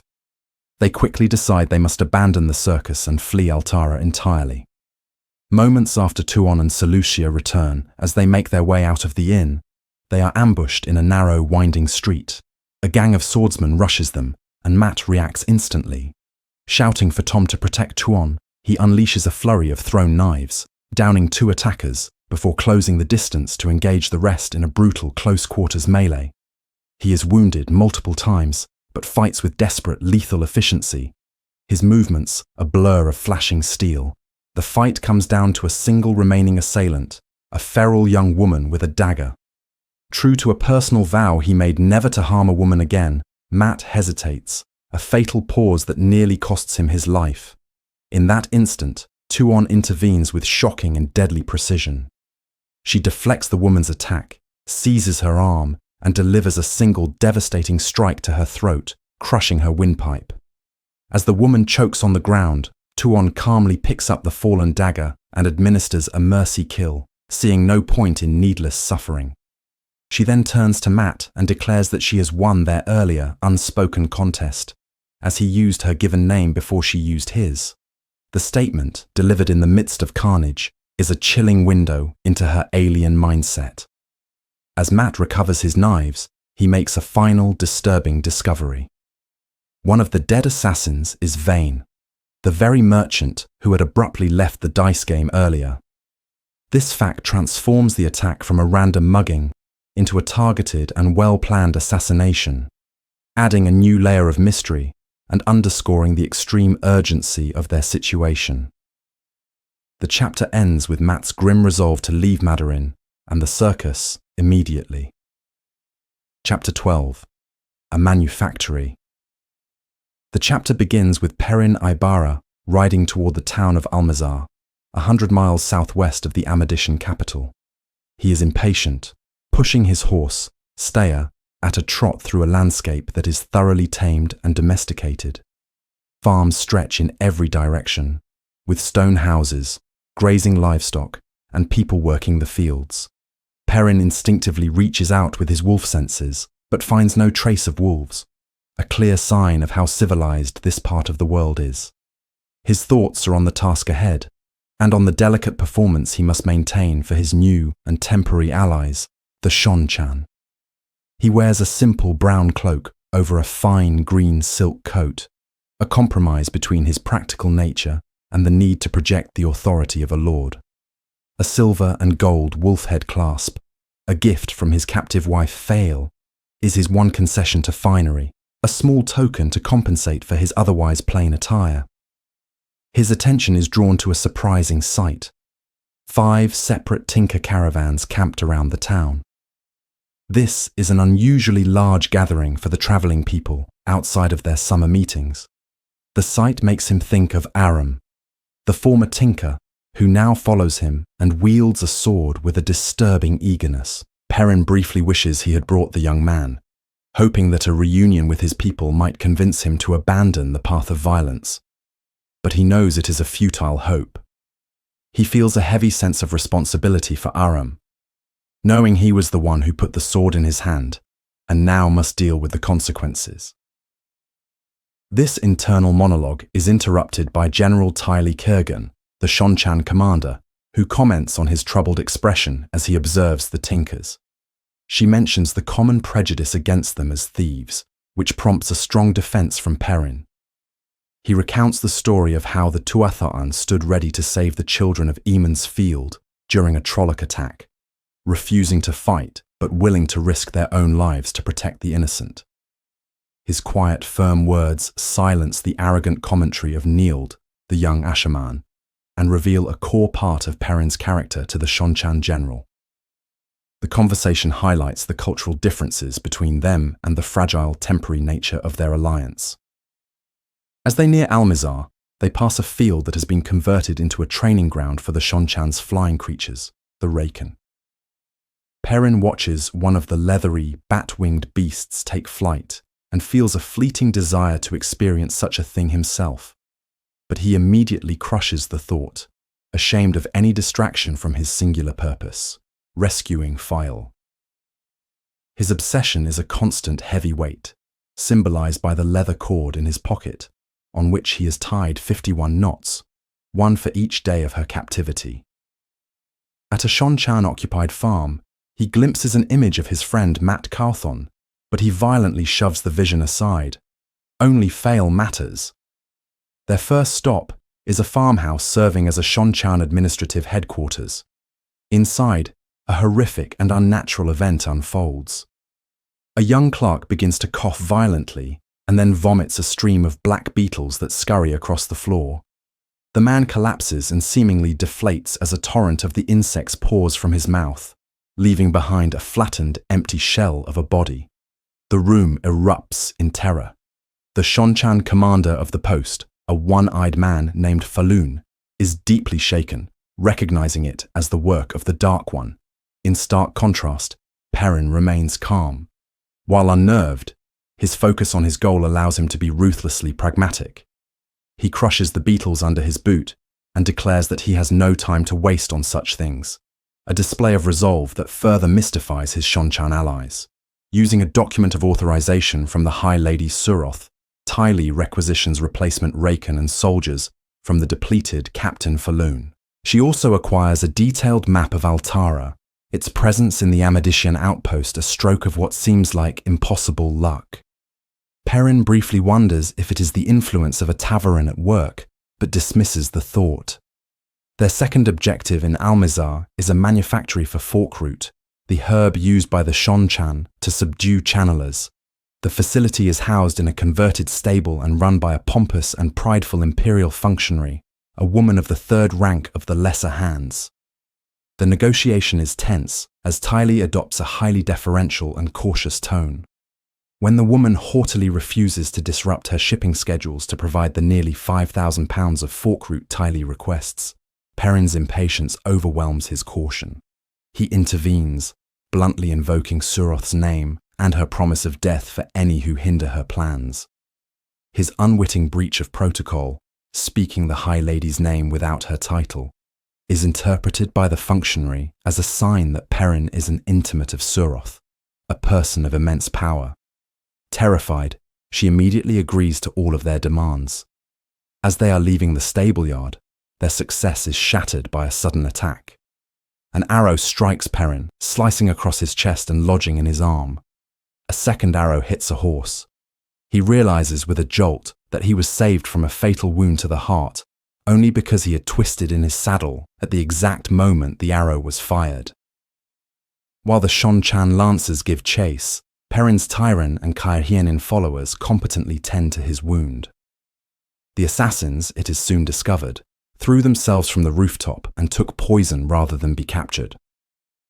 Ty Lee gravely concludes that Perrin has a powerful and determined enemy. Perrin, however, can only think of the throbbing pain in his arm and chest, his impatience to have Neild heal the wound, and the ever-present agonizing question of how many more knots he will have to tie before he sees fail again. Chapter 13. Siege. The chapter opens on the tense atmosphere of the siege of Camelin. Queen-to-be Elaine Trakand watches from a cobblestone street as a brutal battle rages atop the city's 50-foot walls. She is frustrated by her position, kept far from the action by her warder Birgitte, who fears for her safety.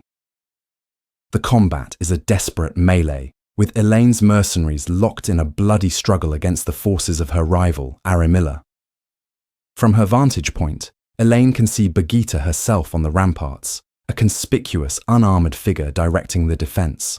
Elaine's anxiety spikes as she witnesses a direct attack on Birgitte, who calmly and efficiently dispatches her assailant, knocking him from the wall to his death. This display of what Elaine considers man-foolishness nearly causes her to rush forward, an impulse barely checked by her own guard. This incident highlights Elaine's internal turmoil as she wrestles with volatile emotions she attributes to her pregnancy. Her friend Avienda offers a dry observation on the matter, much to the amusement of the nearby bodyguards and kinswomen, which only serves to compound Elaine's irritation. The narrative provides insight into Elaine's defensive strategy. Lacking the numbers to defend the entire 6-league perimeter of Camelin, she has concentrated her forces in the inner city. Her key tactic involves using the channel-linking kinswomen to open gateways, allowing her to rapidly deploy soldiers to any threatened section of the wall. It is a clever strategy, though she laments not conceiving of it sooner, as it might have saved her from making costly political bargains. The fight eventually subsides as Aramilla's men are pushed back, and despite the danger, Elaine impulsively races up to the battlements. There, she confronts Birgitte, who scolds her for the recklessness. Their conversation is joined by a mercenary captain named Rhys Abalaman. His casual attitude toward killing a former acquaintance and his explanation of the sellsword code, specifically, Their reluctance to attack a retreating enemy underscores the unreliable and pragmatic nature of the forces Elaine depends on. The conversation reveals Elaine's tenuous authority and her reliance on Birgitte to manage these hardened soldiers. A new crisis abruptly manifests as a magical, lightning-filled storm erupts directly over the inner city. Elaine finds herself unable to grasp the true source, a recurring and distressing side effect of her pregnancy, and must ask Avienda to intervene. Avienda skillfully but slowly unravels the unnatural weather, transforming the violent storm into a widespread, soaking rain. The downpour, combined with Birgitte's exhaustion, which Elaine feels through their bond, prompts their return to the royal palace. They travel through a gateway woven by the kinswomen, whose newfound confidence Elaine finds both admirable and slightly annoying. Upon arriving in the palace stable-yard, they are met with a startling and welcome sight. Another gateway is open, and from it emerges a steady column of soldiers wearing the red coats of the Queen's Guard. Their commander, a lieutenant named Charles Guybon, reports that he has gathered nearly 10,000 loyalists, discharged guardsmen and armsmen from minor houses, and has been brought into the city by another group of kinswomen. The sudden arrival of this substantial reinforcement dramatically shifts the strategic balance. Overjoyed and relieved, Elaine immediately promotes Guybon to captain. Birgitte, recognizing his competence, appoints him as her second-in-command. The chapter closes on this triumphant note, with Elaine's precarious position suddenly and significantly strengthened, offering a powerful surge of hope in her fight for the Lion Throne. Chapter 14. The chapter begins inside the royal palace, where daylight fails to penetrate, forcing the use of lit stand lamps. Elaine Trakand walks through a bustling corridor, leaving a wet trail on the floor from the spring rains. She observes the servants changing the grand tapestries, a palace custom where the decorations are always 2 seasons ahead to provide a mental respite from the current weather. Elaine reflects on how her perception of the battle tapestries has changed from a child's view of glory to a woman's understanding of the blood and loss that glory costs. Her internal state is frayed. She is soaked, cold, and increasingly irritated by the servants' aghast reactions to her drenched condition. A coddling she feels is unmerited and condescending. Her intention to change is diverted when she spots the kinswoman, Rianne Corley, accompanied by 2 other women. One is Cara Defane, a former village healer, and the other is Jalari, a Shonchan-born former domain. The sight of Jalari instinctively kneeling and attempting to make herself small fills Elaine with distaste, not for the woman, but for the system that broke her. As Cara gently tries to teach Jalari basic concepts of freedom, like using the word I, the woman breaks down in tears. This encounter serves as a stark, personal reminder of the psychological damage inflicted by the Shonchan. Rianne then delivers 2 significant pieces of news. First, Jalari has finally decided she wants to be free. Second, and more critically, a captured Suldam named Marley has admitted she can see the flows of the power. This is a major breakthrough in their efforts to prove to the Suldam that they are channelers. However, the victory is complicated. Marley is now terrified and begs to be collared with an Adam. In a moment of cold political calculation, Elaine decides she will send Marley and any other Suldam who refuse freedom back to the Shonchan. Her logic is that a former Suldam being collared as a domain will be a powerful blow against the Shonchan's social structure. Rianne is horrified by this harsh decision, and Elaine herself is plagued by a flicker of self-doubt, wondering if her volatile pregnancy moods are clouding her judgment. As they continue, they briefly see Vandine, the Green Sister, still grieving her murdered sister, Adelaus. Vandine wears her sister's clothes and perfume, and she obsessively drills 2 runaway novices. While others see this as a manifestation of grief, Elaine knows it is a cover for Vandine's secret investigation into the murder, a difficult situation Elaine must allow to continue. Shortly after, she is intercepted by the first maid, Reen Harfer, who reports that 3 mercenary captains are demanding an audience, accompanied by Carienne and Saritha, reminding Elaine of the ever-present threat of the Black Archer within her own walls. The chapter culminates in a tense confrontation with two sea folk windfinders, Chanel and Renail. Chanel aggressively accuses Elaine of hiding the missing Aes Sedai Merilila and her apprentice Talon, threatening to search the palace herself. The tension escalates as Birgitta's anger, felt through the water bond, fuels Elaine's own. The emotional feedback loop brings Elaine to a breaking point.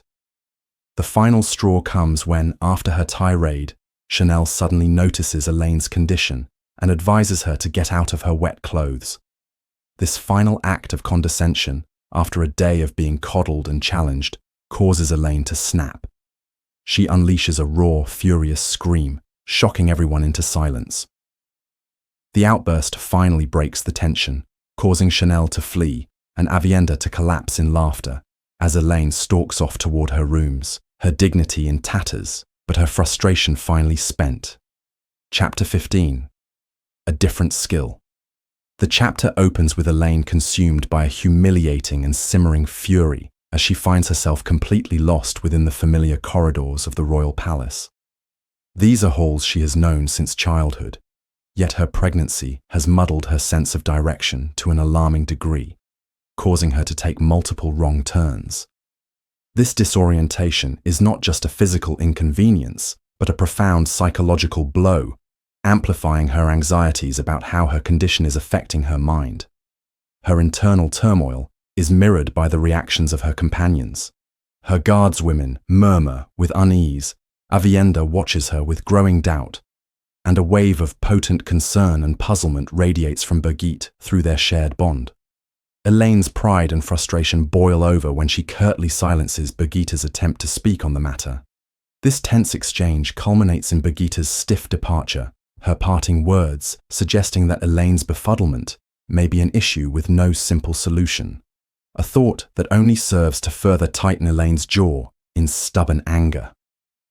Upon finally reaching her apartments, Elaine's irritation is compounded by the necessary but grating security search conducted by her own guards. Inside, she is met by her maid, Esanda, a woman whose quiet efficiency underscores the palace's servant network.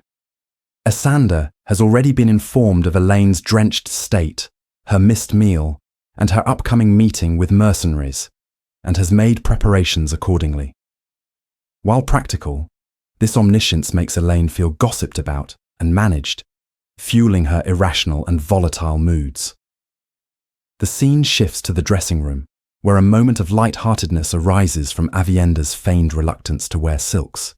It is here that the chapter's central discovery unfolds. Elaine notices Avienda captivated by a small, blunt dagger, which she reveals to be a ter'angreal. With considerable hesitation, Avienda explains her belief that the knife functions as a ward, capable of shielding its bearer from the sight of the shadow. This revelation sparks a realization in Elaine. Her sister in bond may possess an entirely new and unheard-of talent. Eagerly, and after suppressing a brief but intense flash of jealousy, Elaine leads Avienda to a collection of ter'angreal to test this burgeoning ability. What follows is a remarkable demonstration. Though initially cautious, Avienda proceeds to correctly identify the purpose of one complex object after another, her confidence growing with each success. She describes a rod that can modulate pain, a vase that draws water from the air, and numerous items designed for long-distance communication. The definitive proof arrives when she handles a bronze statuette of a man holding a book. Avienda declares that it contains thousands of books, and then, in a startling display of instinct, she channels into it, causing two words from the old tongue, essentially fiction and non-fiction, to appear in the air above it. The display confirms her unique skill, but also frightens Elaine, who admonishes her for channeling so near, revealing her deep-seated fear for the safety of her unborn children and her own precarious control over the one power. This moment of discovery is abruptly shattered by the arrival of two formidable Aiel wise ones, Dorinda and Nadere. They announce that Avienda's time in the palace is over.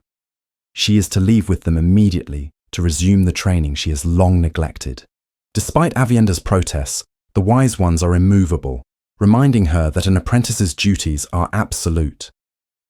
During a bleak and unsatisfying meal, Elaine learns that the Ale are not only taking Avienda, but are departing Andor altogether on Rand's secret orders.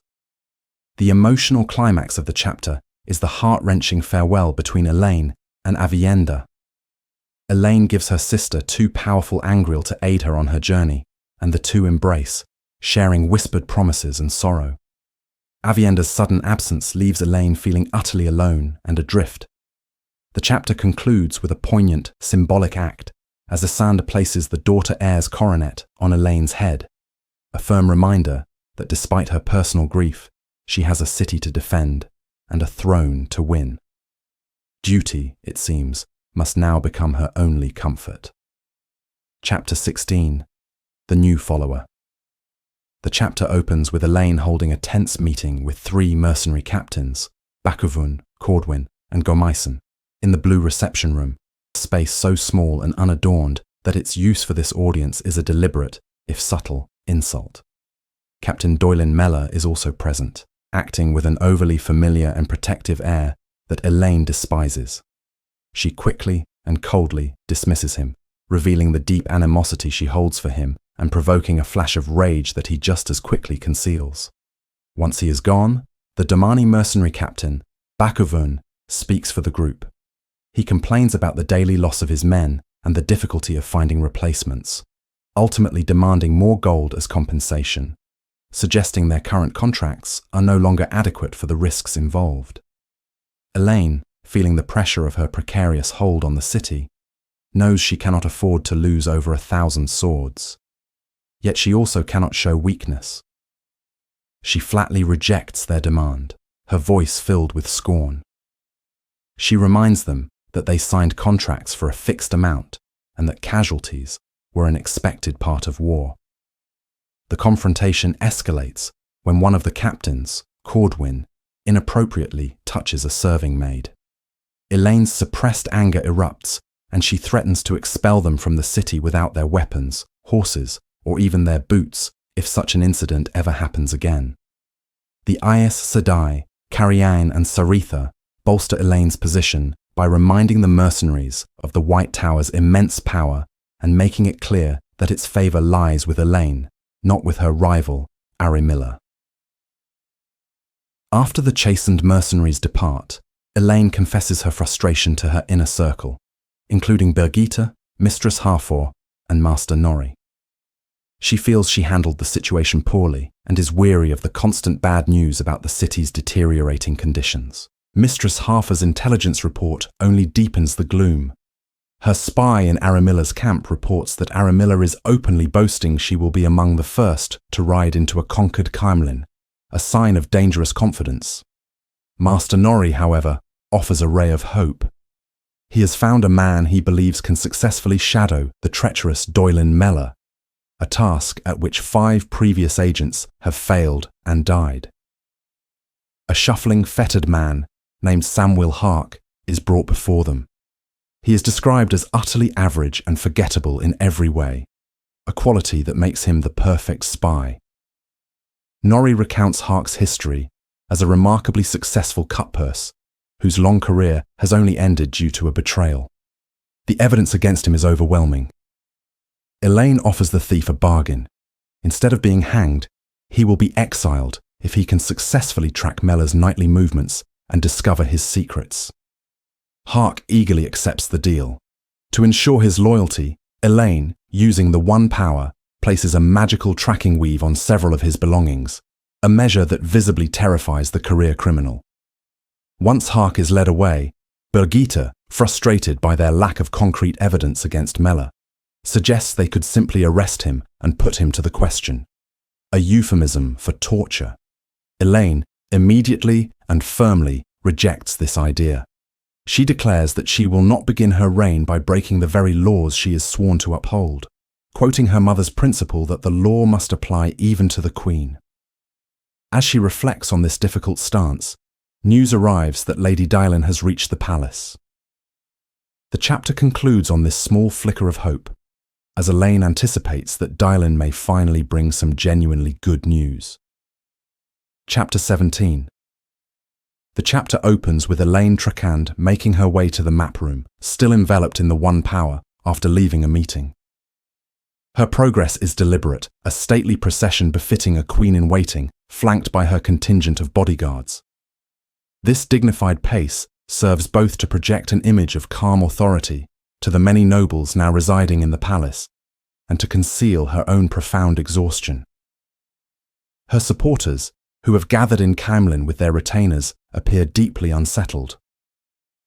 Despite their outward expressions of loyalty, Elaine observes a pervasive anxiety on their faces, an unease that even good news fails to dispel.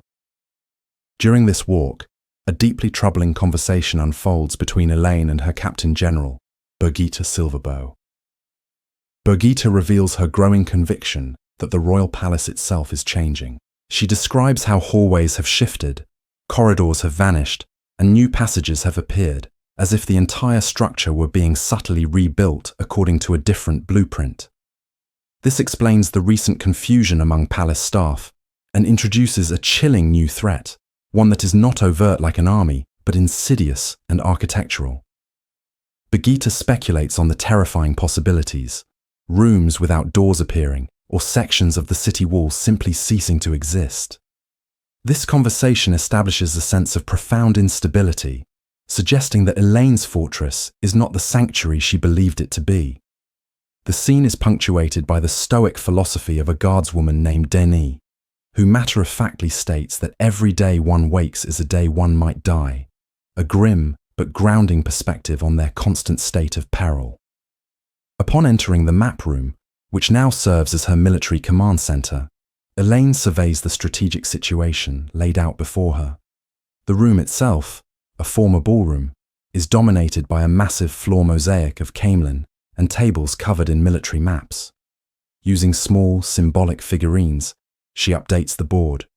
She removes a golden falcon representing the Isle, who have departed on a mission for Rand, and contemplates the figures for Davram Bash's Saldeans and the Legion of the Dragon, wondering if they too will be drawn into Rand's mysterious plans. The most significant figures on the map represent the external pressures crushing in on her. Small markers denote the 8 camps of Aramilla's besieging army. Far to the northeast sits a large bronze bear, symbolizing the 200,000-strong Borderlander army, a massive force whose presence she had hoped would intimidate her rivals, but which now sits idle. And south of the city, silver figures represent the 60,000 soldiers belonging to the powerful Andorran houses that remain stubbornly neutral. This visual tableau powerfully illustrates Elaine's predicament. She is trapped, with potential allies either uncommitted or too far away to help. The strategic briefing intensifies with the arrival of Lady Dylan Taravin, who returns from a 3-day diplomatic mission to the neutral lords. Dylan immediately confirms Birgitta's fears about the palace, having gotten lost twice herself in the familiar halls.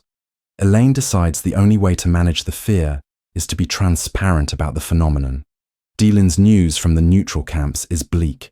She reports that while the lords have rejected Aramilla's offers, they have also refused to support Elaine, choosing to wait and see who emerges victorious.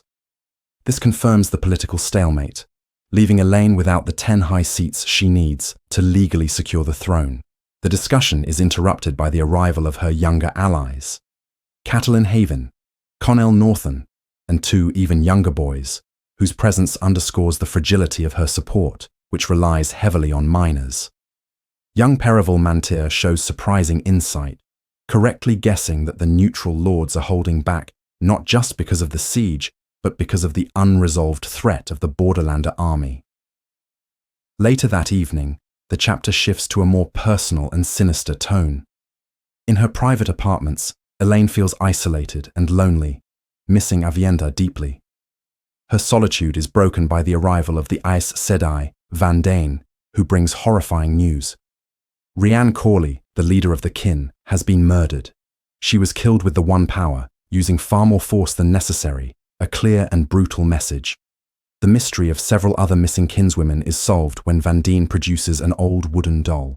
The doll belonged to one of the missing women, Miran, who treasured it above all else and would never have abandoned it. Van Dien theorizes that the killer, likely a Black agent, had been leaving subtle clues with the possessions of her previous victims, but grew frustrated when the clues were missed. Rianne's blatant murder was an escalation, designed to terrorize the kin into fleeing Camelin and thereby strip Elaine of a vital source of power.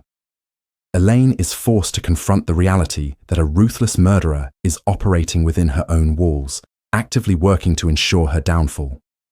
The final section of the chapter provides a stark shift in perspective, moving to the camp of Elaine's primary rival, Aramilla Marn. The scene at her dinner table reveals the rot within her own alliance.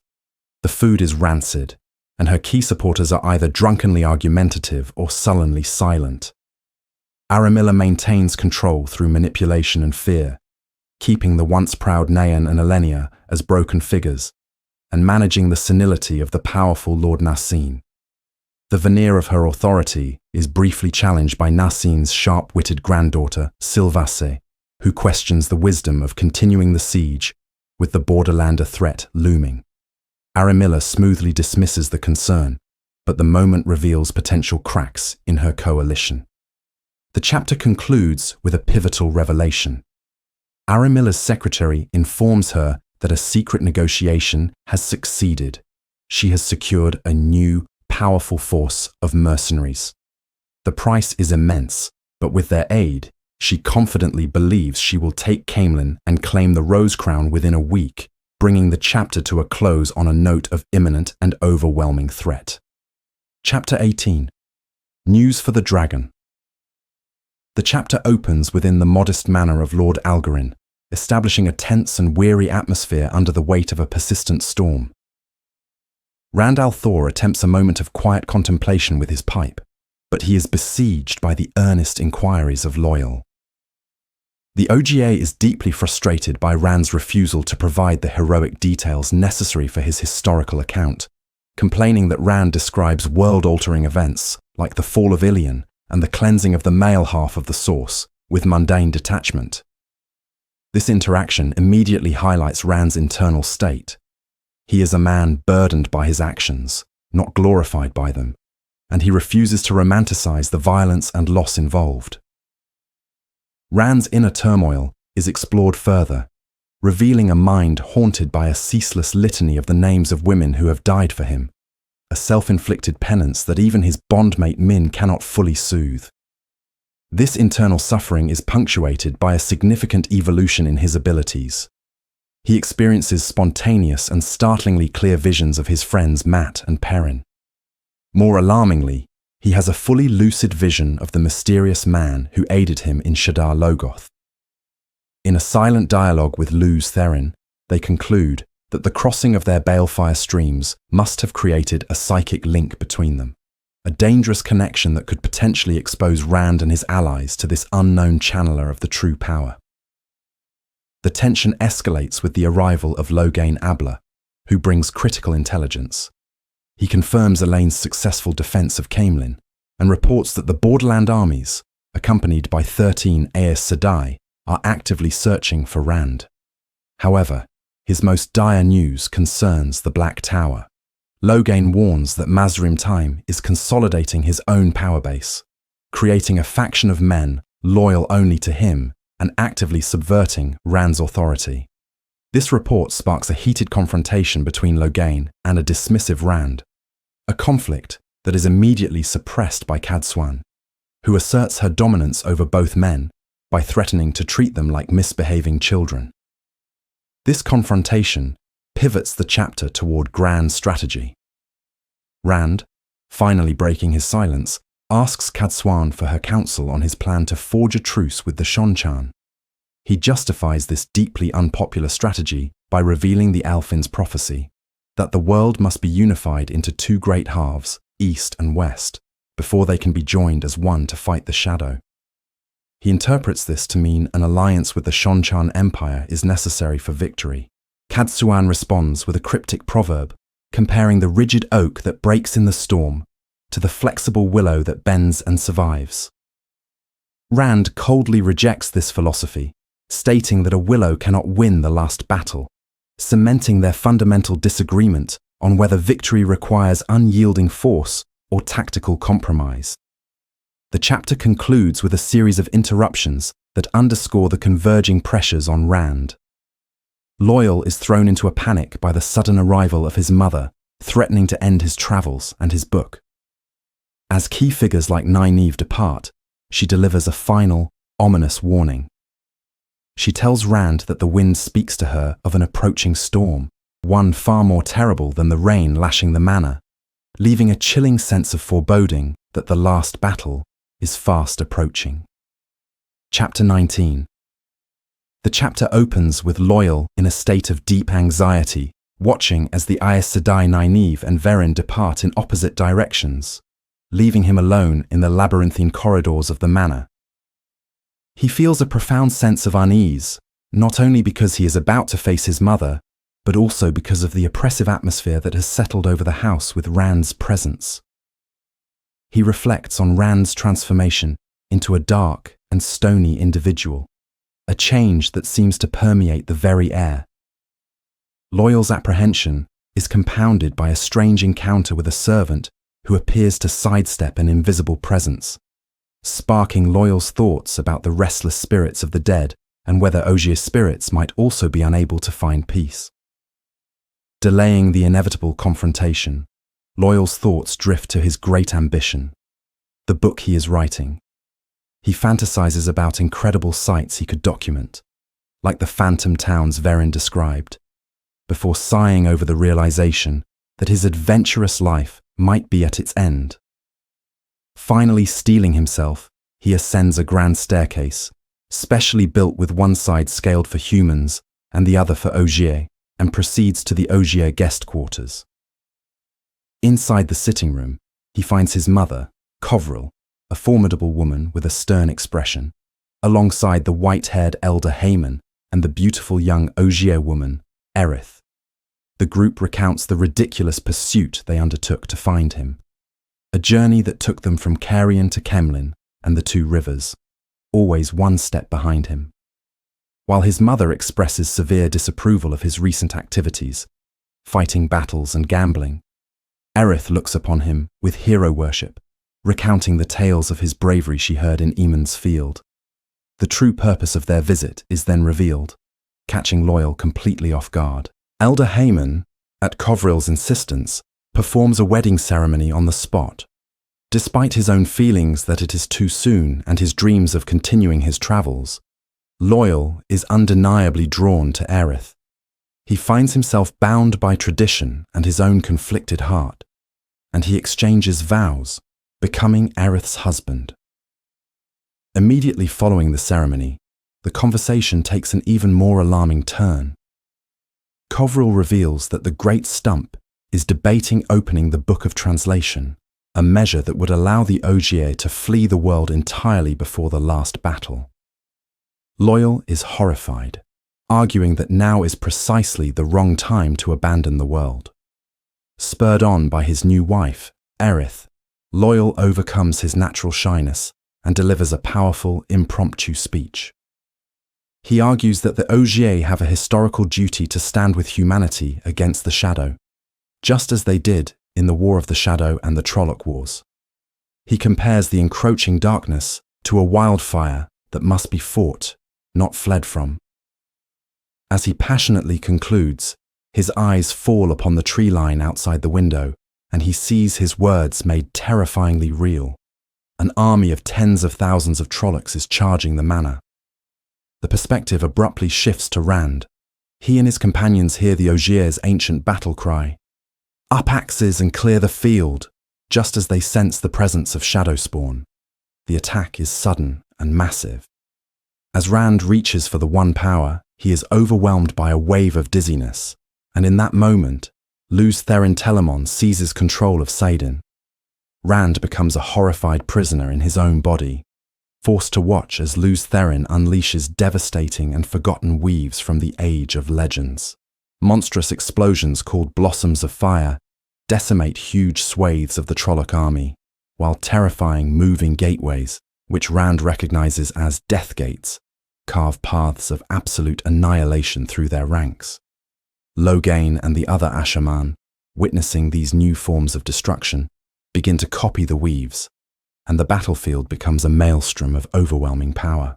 Amidst the chaos, the outbuildings where the Chaldean soldiers are stationed catch fire. Rand internally screams at Luz Theron to save them, but the madman is consumed by a singular focus on destroying the shadow spawn, ignoring the pleas. It is Loghain who ultimately extinguishes the fires.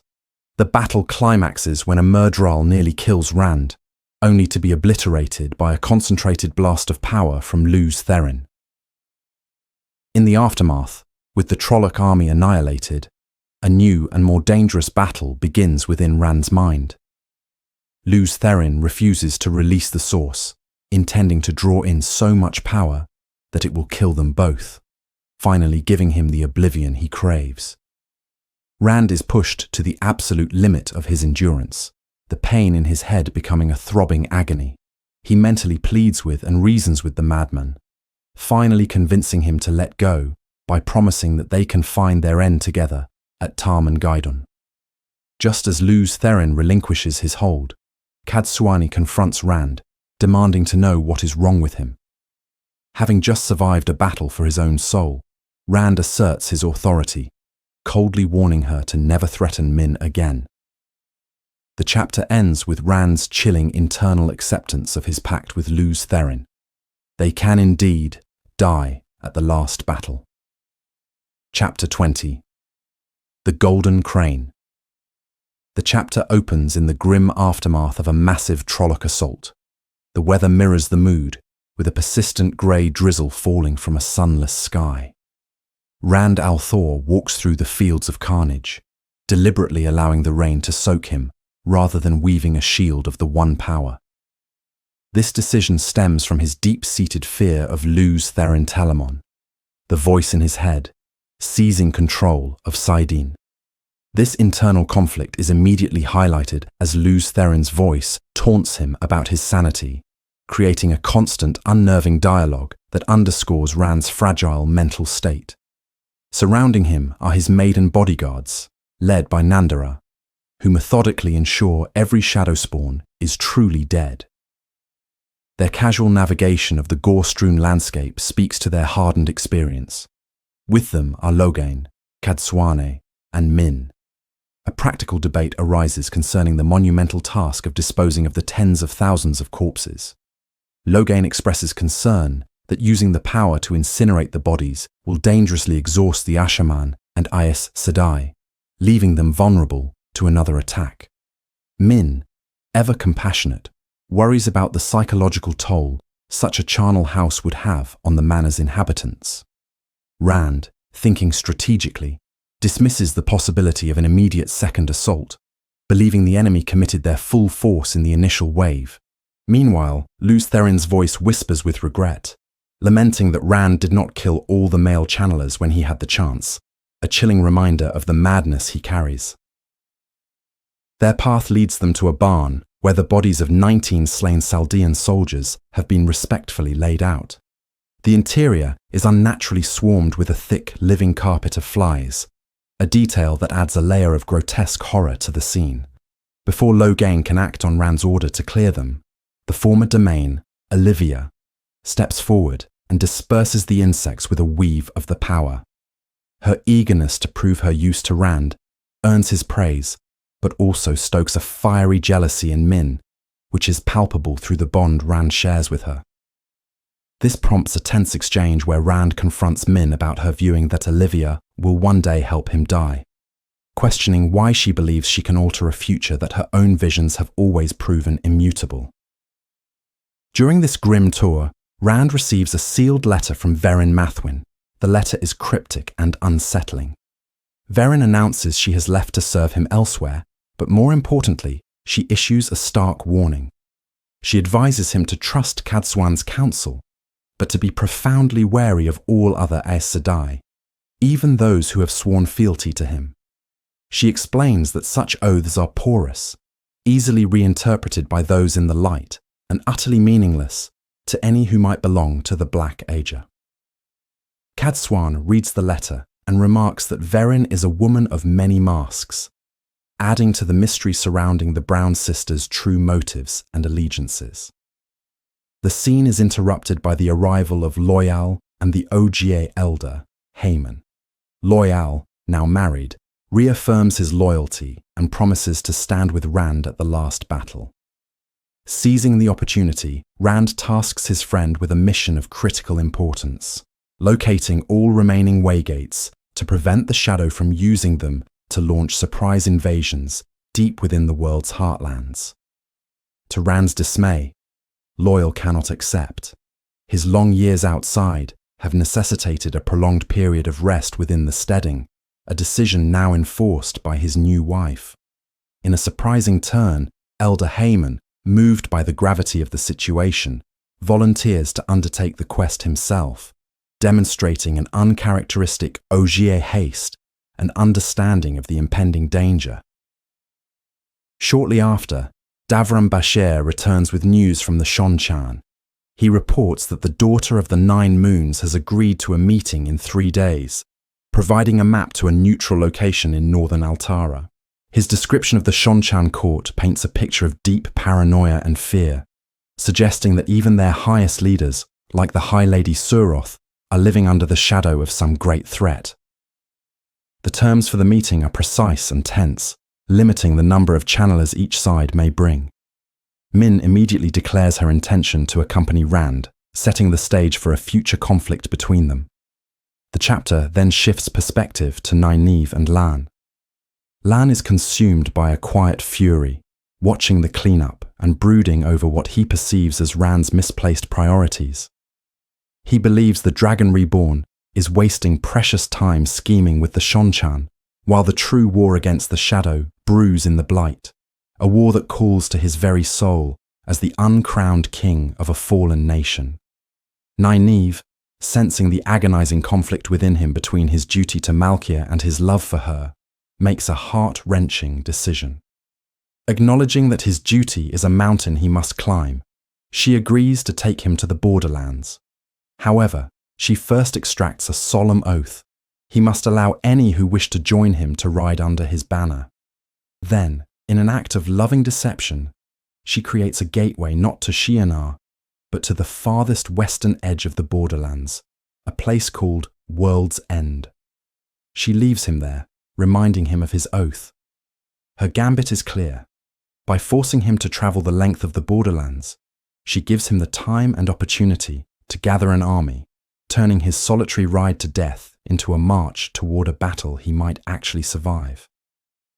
The final scene delivers the chapter's powerful climax. In a Saldaean town, a Malkieri merchant named Wailin Aldragoran, a man who has long since buried his heritage under his new life, is approached by Nynaeve. On her forehead, she wears the key sign, the mark of a Malkieri wife, and around her neck she carries Lan's signet ring, which bears the image of the golden crane. She asks him to use his vast pigeon network to send a single resonant message across the lands. Her husband, Lan Mandragoran, rides toward Tarmangaidon, and will he ride there alone?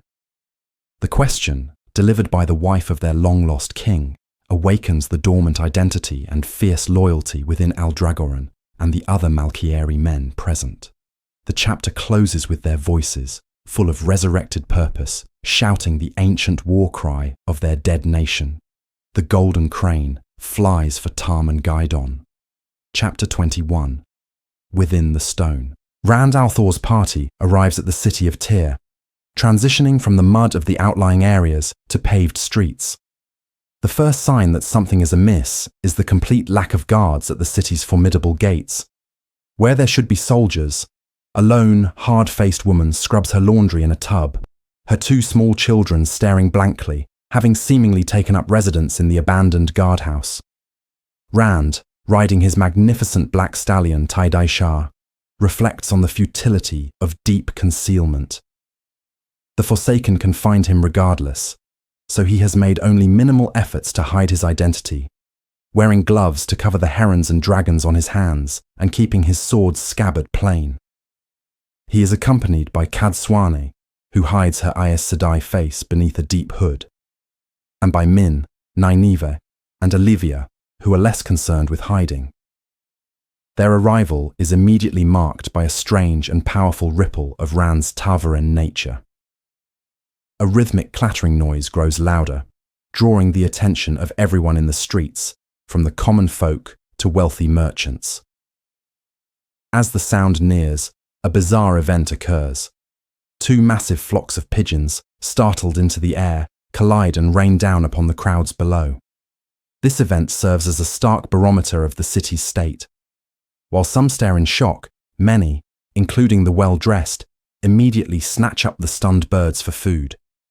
Olivia questions whether this is a good or ill omen, but Min sadly confirms the dark reality of it, revealing through the bond with Rand that she has seen viewings of starvation and death for many of the people they see. This prompts an internal struggle for Rand, who is angered by Luz Therin's detached laughter at the chaos his very presence creates. The source of the commotion is revealed to be a functioning steam wagon, a horseless contraption built by Master Pole that clanks and hisses down the street. Rand is astonished to see it working so far from Carrion. Two young urchins, Donnie and Com, excitedly tell him that a train of these steam wagons pulled dozens of wagons over 100 miles a day. In a moment of generosity, Rand tosses them gold coins, an act that could sustain their families for months. However, this kindness is immediately followed by another wave of sorrow from Min, confirming for Rand that her vision for the boys was likely one of death, a fate he feels powerless to change. As they ride deeper into the sprawling, chaotic city, the effects of Rand's presence continue to manifest in small, strange ways. A baker's boy trips, only for his loaves of bread to land standing perfectly on end. A man falls from a second-story window but lands on his feet completely unharmed. Rand understands this is the balance of the pattern twisting around him. For every stroke of miraculous fortune, an equally terrible misfortune will likely occur elsewhere. This knowledge fuels his urgency to complete his mission and leave Tyr as quickly as possible. His destination is the Stone of Tyr, the ancient monolithic fortress that dominates the city. He notes that alongside Tyr's traditional banner, the dragon banner now flies, a clear statement of allegiance from the High Lord Darlin Cisnera. Inside the fortress, Rand can sense Alana through their warder bond. The connection feels intrusive and diluted now, superseded by his bond with Min, Elaine, and Avienda. But he can still feel her frustration and anger, sensing that negotiations with the rebel lords are not going well. To avoid a direct confrontation with the lounging but numerous rebel armsmen at the gates, Rand leads his party to an inn called the Dragon. Inside, the group's appearance, particularly the Ale Maidens, causes a stir. While there, Rand overhears a man with a distinct Shonchan accent, which greatly unnerves Olivia and puts Rand on high alert. Unable to secure their largest suite, Kadswane coolly asserts her Aes Sedai authority, and the innkeeper quickly makes the room available. The confined space of the inn room triggers Rand's profound claustrophobia, a lingering trauma from his time trapped in the box. Overwhelmed, he orders everyone to the walls and seizes Saidin. The chapter provides a visceral description of this act. The glorious rush of life-giving power, the simultaneous agony of the taint, the violent nausea, and the sharp psychic awareness of the man from Shadar Logoth, separated from him by only a hair's breadth. He uses the power to create a gateway directly into the heart of the stone, the fortress's central chamber. Inside the vast columned hall, Rand's sense of confinement vanishes. He and his companions are met by two defenders of the stone, who are stunned by their sudden appearance. The guards have been dutifully standing watch over the spot where Kalandor was once held, as Rand's orders to guard it were never rescinded. They inform him that the very corridors of the stone have begun to shift and change, a deeply unsettling sign that the Dark One's touch is causing the pattern itself to fray. Rand proceeds to the High Lord Darlin's apartments. He finds not only Darlin and Alana, but also Caroline Damodred, Astaril Damara, and, to his extreme irritation, the High Lord Weraman and High Lady Anayela, two nobles he had explicitly ordered to remain in Caerien. Their disobedience, and their foolish attempt to attack the rebels has only complicated the delicate negotiations. Rand's simmering anger boils over, and he commands them to return to Caerleon at once. As his temper rises, Cadsuan begins quietly counting, a clear but mysterious warning. Just then, the Aes Sedai Beraharkin arrives with stunning news. The rebels, led by the High Lady Estanda, have suddenly agreed to terms. They will accept Darlin as steward, uphold Rand's laws, and pay a fine. In return, however, they demand their lands and titles be restored, and that Darlin be crowned King of Tyr. This, Bera explains, is a political maneuver to save face, allowing them to swear fealty to a Tyran king rather than directly to the dragon reborn. Enraged at the thought of rewarding rebellion, Rand explodes, declaring he will see them remain commoners. At this, Cadsuane's count reaches 3. She channels a sharp, disciplinary blow of air that strikes Rand across his backside, shocking the room into silence. She calmly advises him that when terms one has offered are accepted, one must honor them.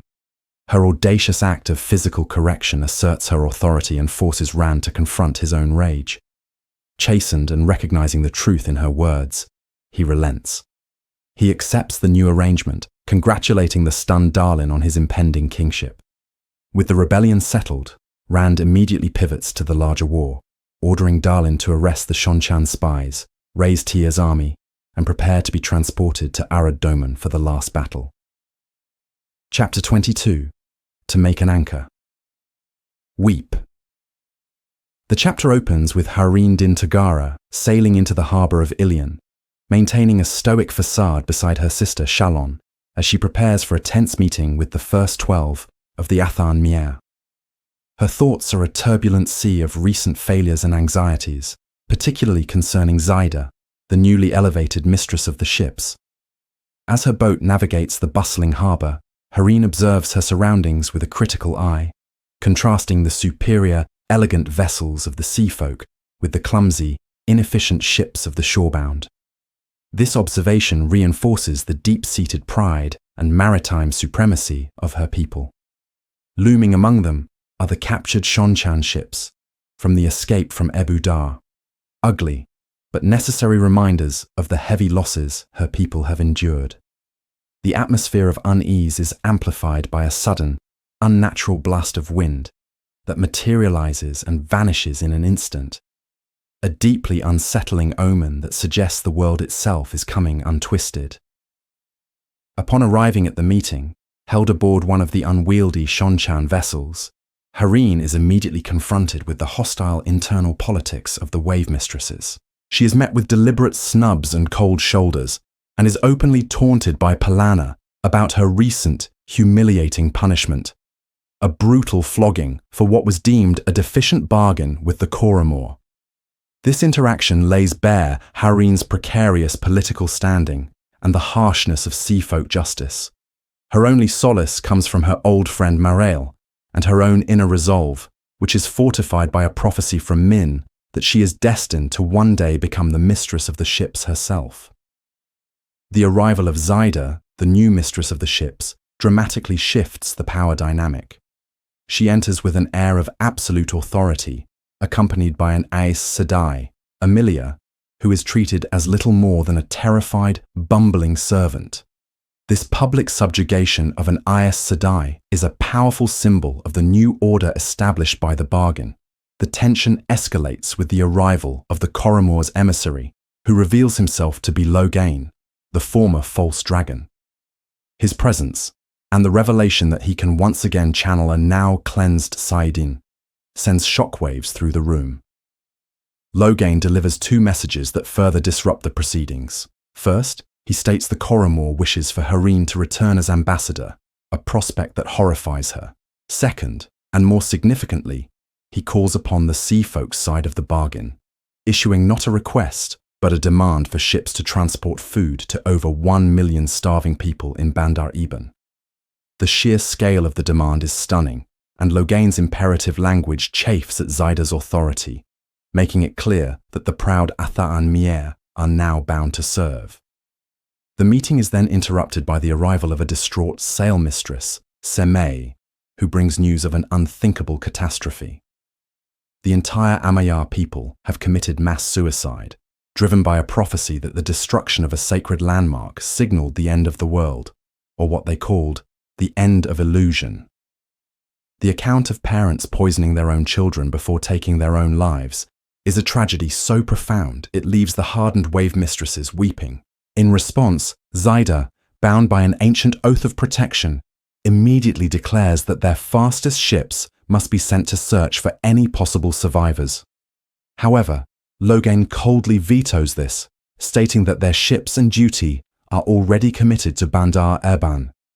The chapter concludes with his chilling declaration, which crystallizes the brutal calculus of the coming last battle.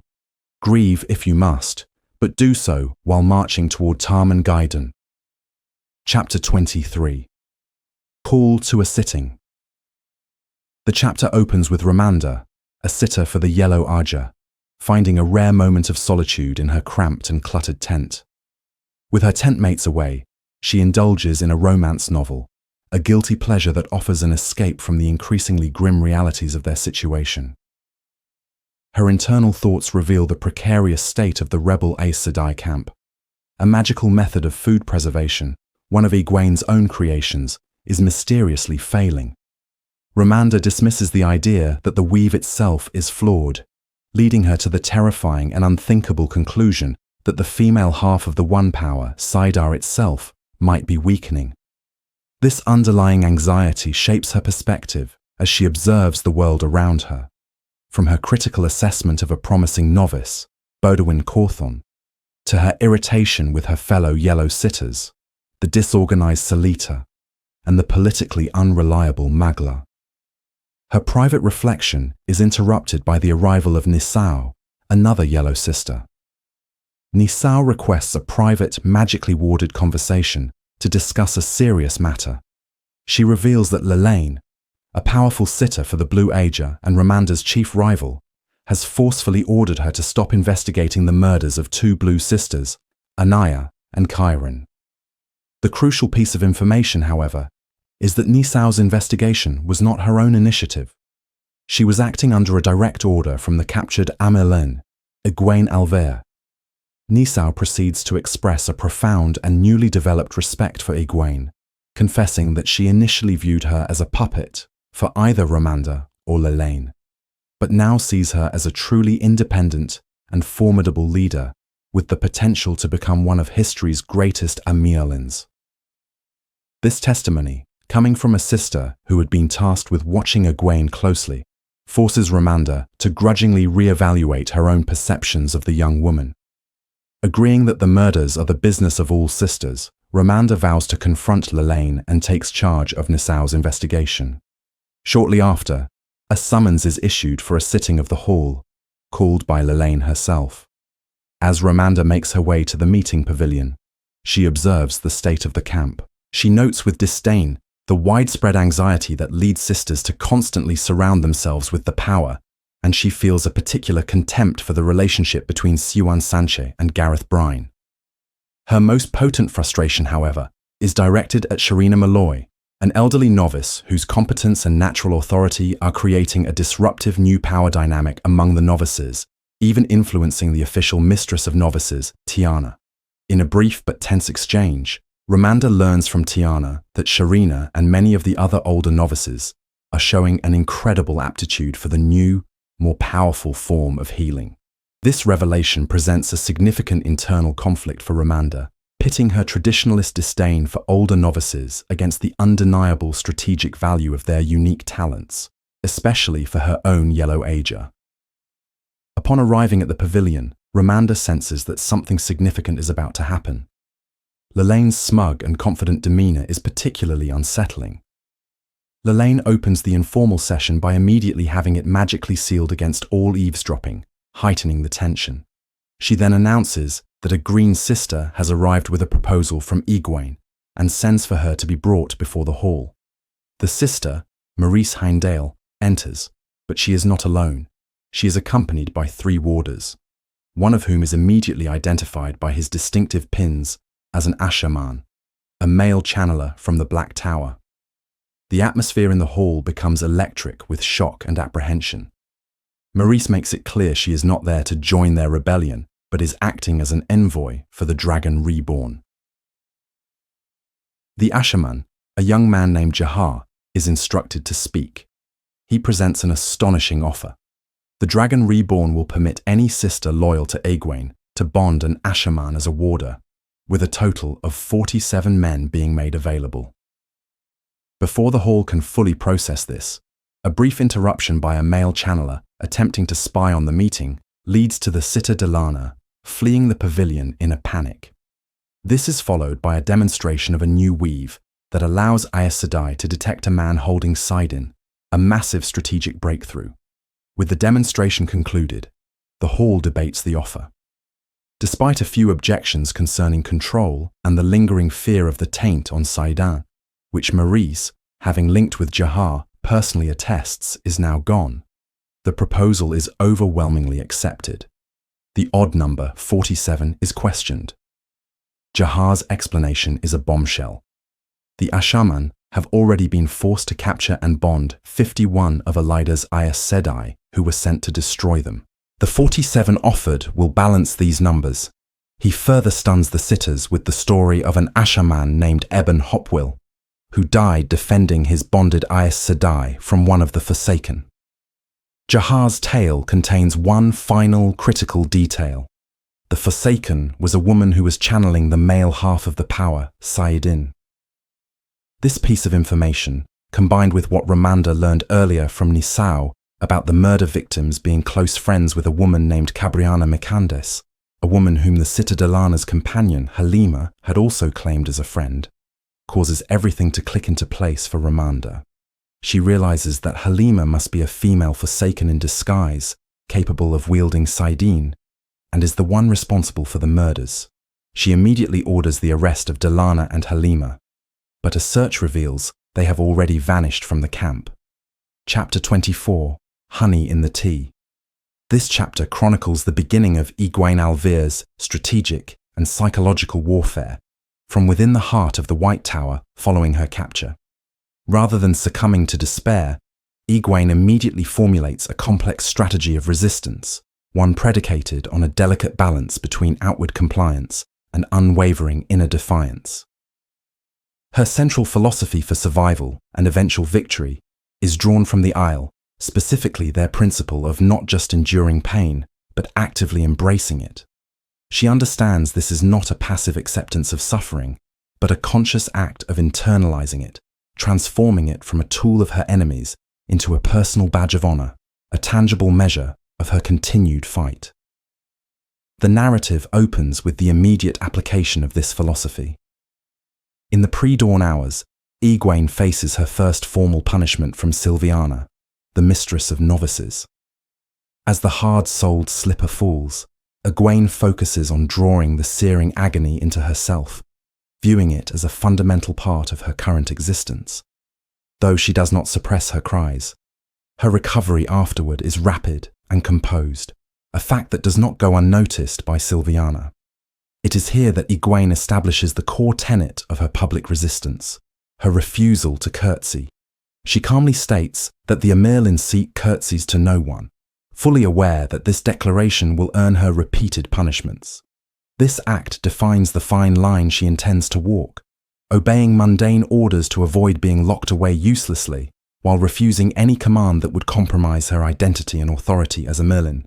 This initial confrontation sets a daily rhythm of punishment, establishing a recurring test of her resolve. In a key moment of intelligence gathering, she also witnesses the disgraced Alviarin being called in for her own daily penance, a sign of deep fractures within Elida's inner circle. Egwene's strategy extends to every level of Tower society, beginning with the novices among whom she is now forced to live. She immediately asserts her true station, not through aggression, but through unshakable composure. When a novice named Alvister attempts to trip and humiliate her, Egwene turns the tables with a coolly delivered rebuke about the hypocrisy of an aspiring Aes Sedai. She then walks through the silent dining hall and declares herself the Amerlin seat, stunning the novices and making it clear that her white dress is merely a disguise. Her defiance continues in her first class, where the accepted instructor Idrel tries to showcase Egwene's diminished power due to the forkroot tea she is being forced to drink. Egwene responds not by refusing, but by creating a display of weaving so complex, splitting her flows 14 ways, that it far surpasses the ability of the instructor and the Aes Sedai guards watching, turning their attempt at humiliation into a demonstration of her own superior skill. This calculated insubordination earns her another trip to Sylviana, but solidifies her legend among the novices and results in her lessons being shifted to private sessions with full Aes Sedai, giving her a direct line to influence the tower's power structure. These private lessons become Egwene's primary battlefield for planting seeds of dissent. With each sister, she tailors her approach. During a history lesson with the brown sister Benny, she masterfully pivots the conversation to the secret histories of the tower, revealing the existence of the 13th depository and, more importantly, the precedent of 6 past mutinies, where the sisters themselves rose up to depose a divisive or incompetent Amaelin. This is a direct and powerful suggestion aimed at the logical, scholarly mind of a Brown. Later, in an encounter with the captive king of Ilion, Matin Stepaneos, she calmly dismantles the propaganda he has been fed about Rand al'Thor and forces him to question why he is only permitted to speak with Red Sisters, highlighting the deep and toxic divisions within the tower. She suggests he has been brought aboard a sinking ship, a potent image that visibly shakes the king. Through these and other interactions, she consistently mentions Elida's numerous failures: the disastrous expedition against the Black Tower, the sisters captured at Demise Wells, the demotion of Shemarin against all law, subtly weaving a narrative of Elida's incompetence and tyranny. The most critical and dangerous confrontation of the chapter occurs when Egwene comes face to face with Beonin, one of the sisters from the rebel camp who had sworn fealty to her. Discovering her in the tower, Egwene immediately assumes the worst, accusing her of being a traitor and Black Aja. Beonin, however, reveals a more nuanced betrayal. She has rationalized that Egwene's capture and demotion to novice have rendered her oath void. Yet, when she attempts to lie directly about her betrayals, the oath physically chokes her, proving she is not Black Aja and that the oath still has power. Egwene seizes on this weakness with stunning speed and authority. She turns the tables on the terrified Beonin, dismissing her pathetic justifications and reasserting her own position as Amaelin. She transforms a moment of potential disaster into a resounding victory, forcing the reluctant Beonin to become her agent within the tower, tasking her with warning the other hidden rebel agents, and beginning to spread Egwene's specific points of anti-Elida propaganda among the Ajas. As the days pass, the cumulative effect of Egwene's unwavering resistance begins to shift the very atmosphere around her. The novices, initially scornful, are won over by her courage and the embellished tales spread by Nicola. They begin to see her not as a failed pretender, but as a figure of immense strength, seeking her out for help and advice. Her punishments become a source of legend rather than shame. This slow-burning success culminates in the chapter's final powerful scenes. A sitter for the Yellow Aja Dosin gives her healing and offers tacit encouragement, acknowledging her as the Amaelin. Even Sylviana, her daily tormentor, shows a flicker of resignation, a sign that Egwene's stubbornness is wearing down the tower's established systems of discipline. The ultimate proof of her victory, however, comes from the novices. As she enters the dining hall, the entire assembly rises in a gesture of profound respect. A cushion is placed for her on the hard bench, and she discovers honey has been stirred into her tea, a rare luxury for novices. These simple acts are a declaration of loyalty, a sign that she has not only survived her first week of captivity, but has already begun to build her own army within her enemy's stronghold. The pain she has welcomed has indeed become a badge of honor, and the seeds of rebellion she has so carefully planted are beginning to sprout. Chapter 25. The narrative begins with Tana, the keeper of the chronicles, making her way to Elida's private chambers within the White Tower. She deliberately chooses a difficult path of endless stairwells to avoid the main corridors and potential encounters with sisters from ages other than her own Red. This caution highlights the deep fractures and palpable hostility that now define life in the tower. Internally, Tana grapples with the immense difficulty of her secret task, identifying Red sisters who could be trusted to bond Asherman.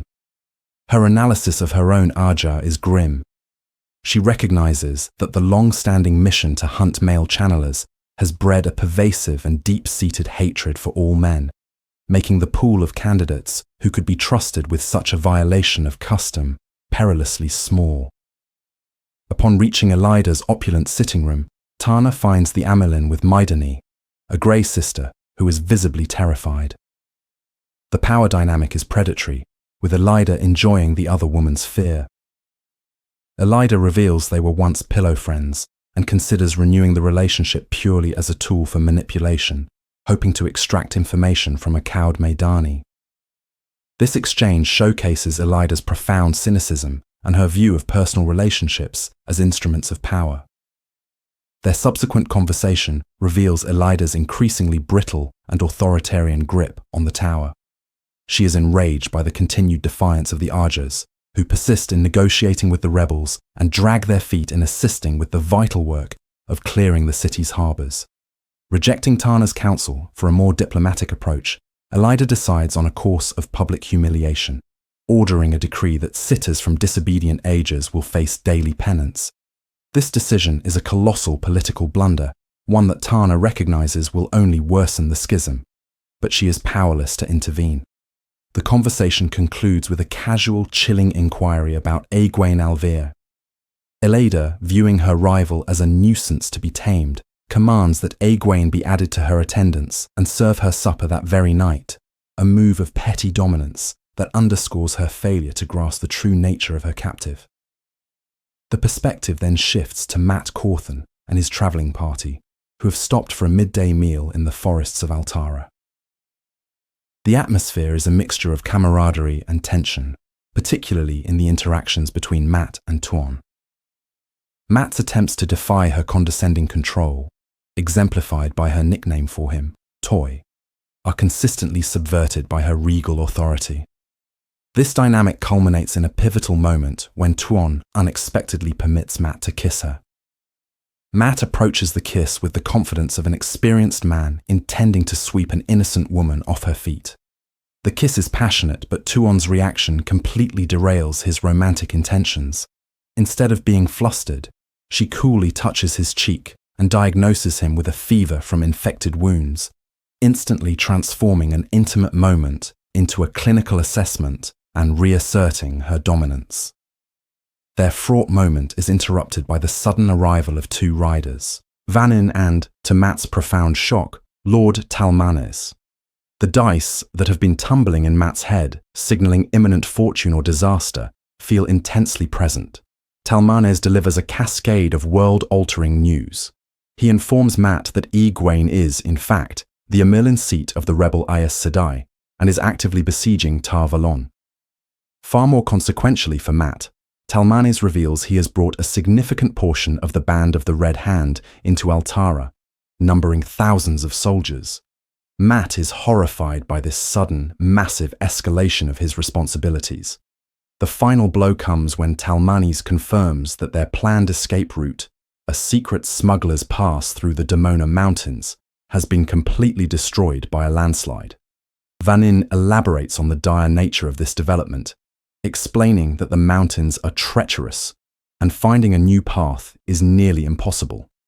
Matt is left trapped in hostile territory, responsible for a small army and the future empress of the Shonchan, with no discernible way to reach safety. Chapter 26. As if the world were fog.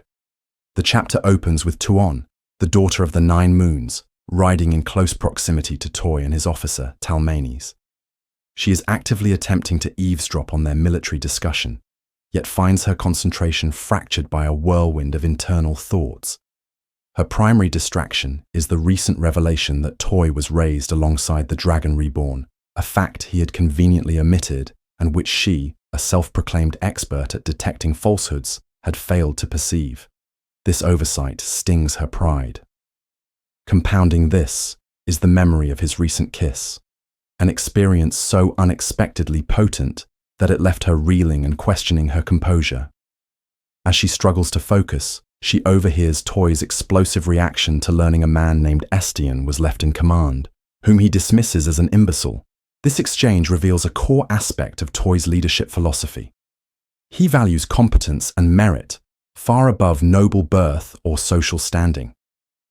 He declares his intention to elevate a commoner named Darid to the rank of lieutenant general based on his skill, a radical notion that challenges the rigid hierarchies of their world.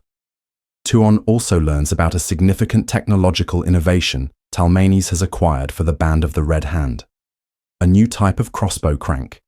This device allows a soldier to fire 7 or 8 heavy quarrels a minute, a rate of fire that is almost unbelievable. Tuon immediately recognizes the immense strategic value of such a weapon and mentally marks it as something she must obtain for the Shonchan Empire.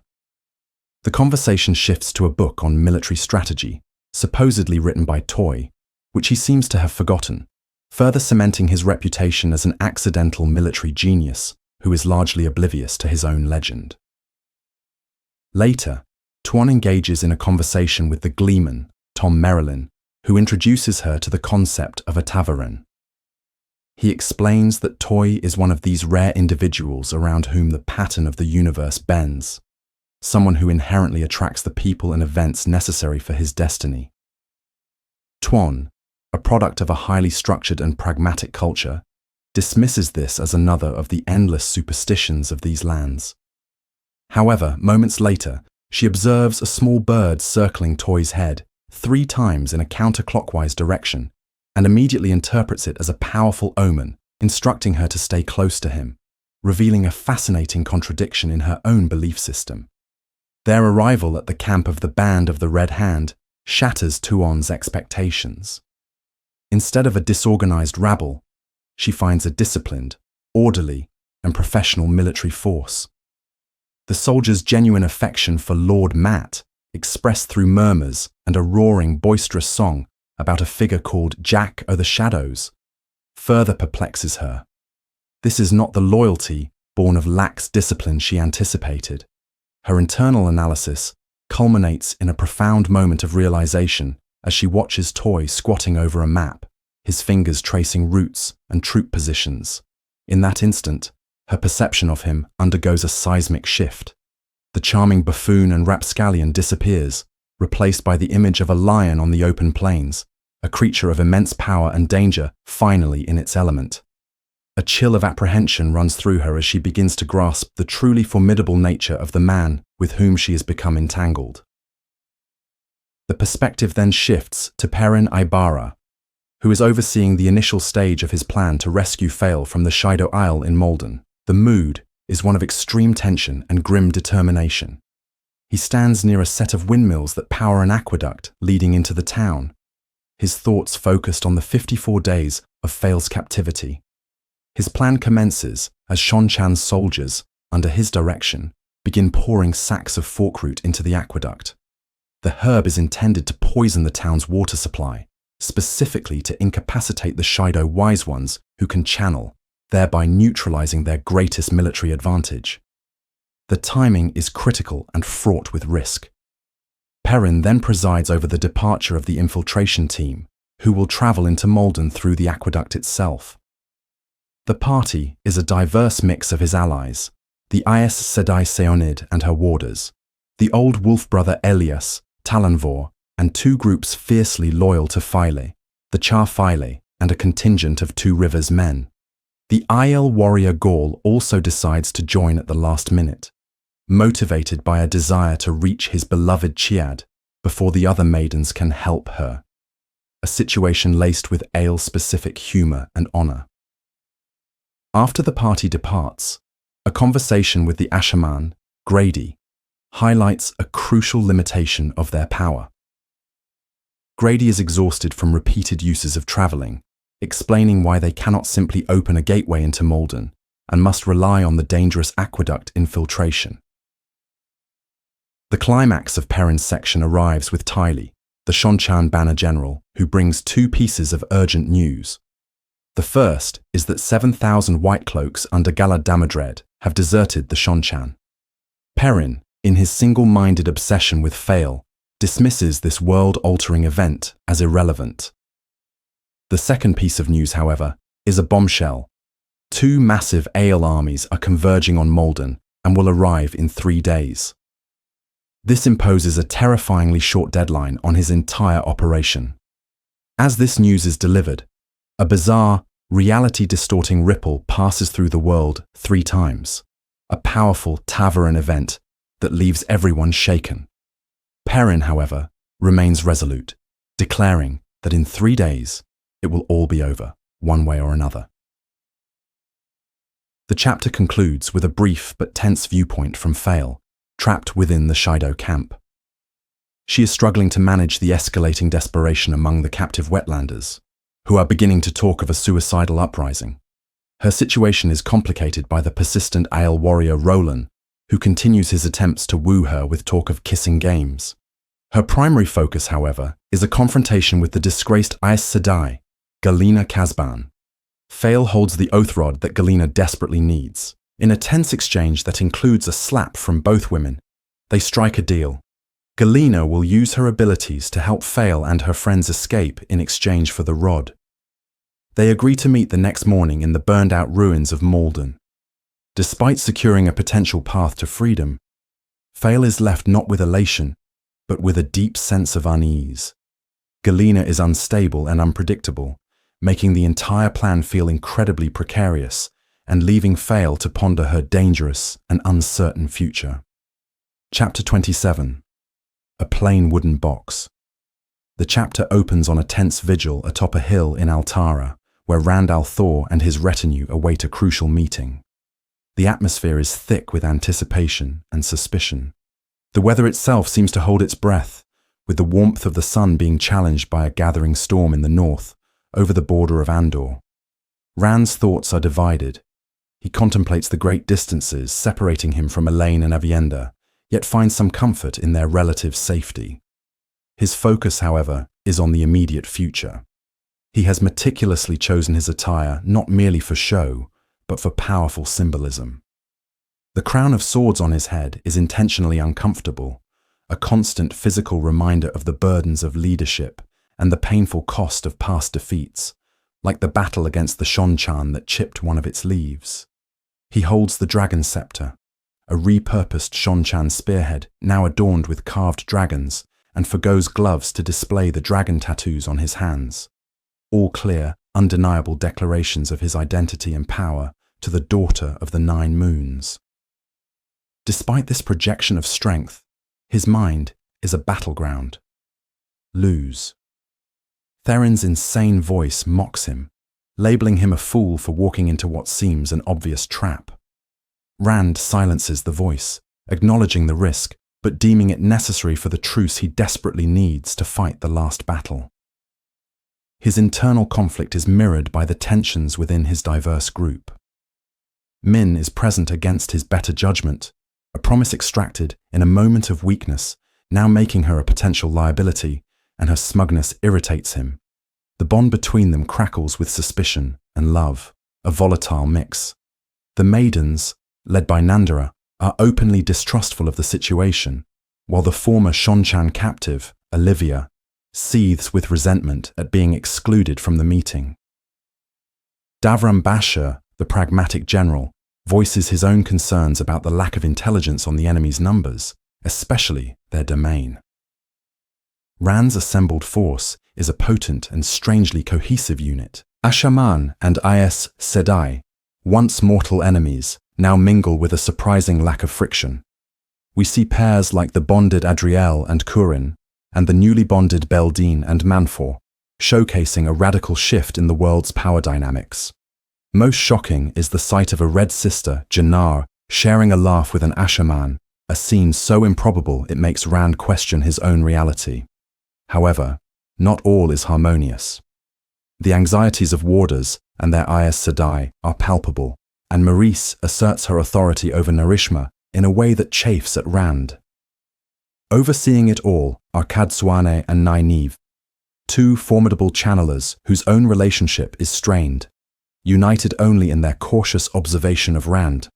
The procession finally descends towards the manor, passing through a placid countryside where farmers work their fields, seemingly unaware of any Shonchan army. This eerie calm only heightens the sense of a trap. As they approach, Rand instructs his channelers to be ready, learning that Nynaeve and Katsuane have already been holding the power, masked from his senses.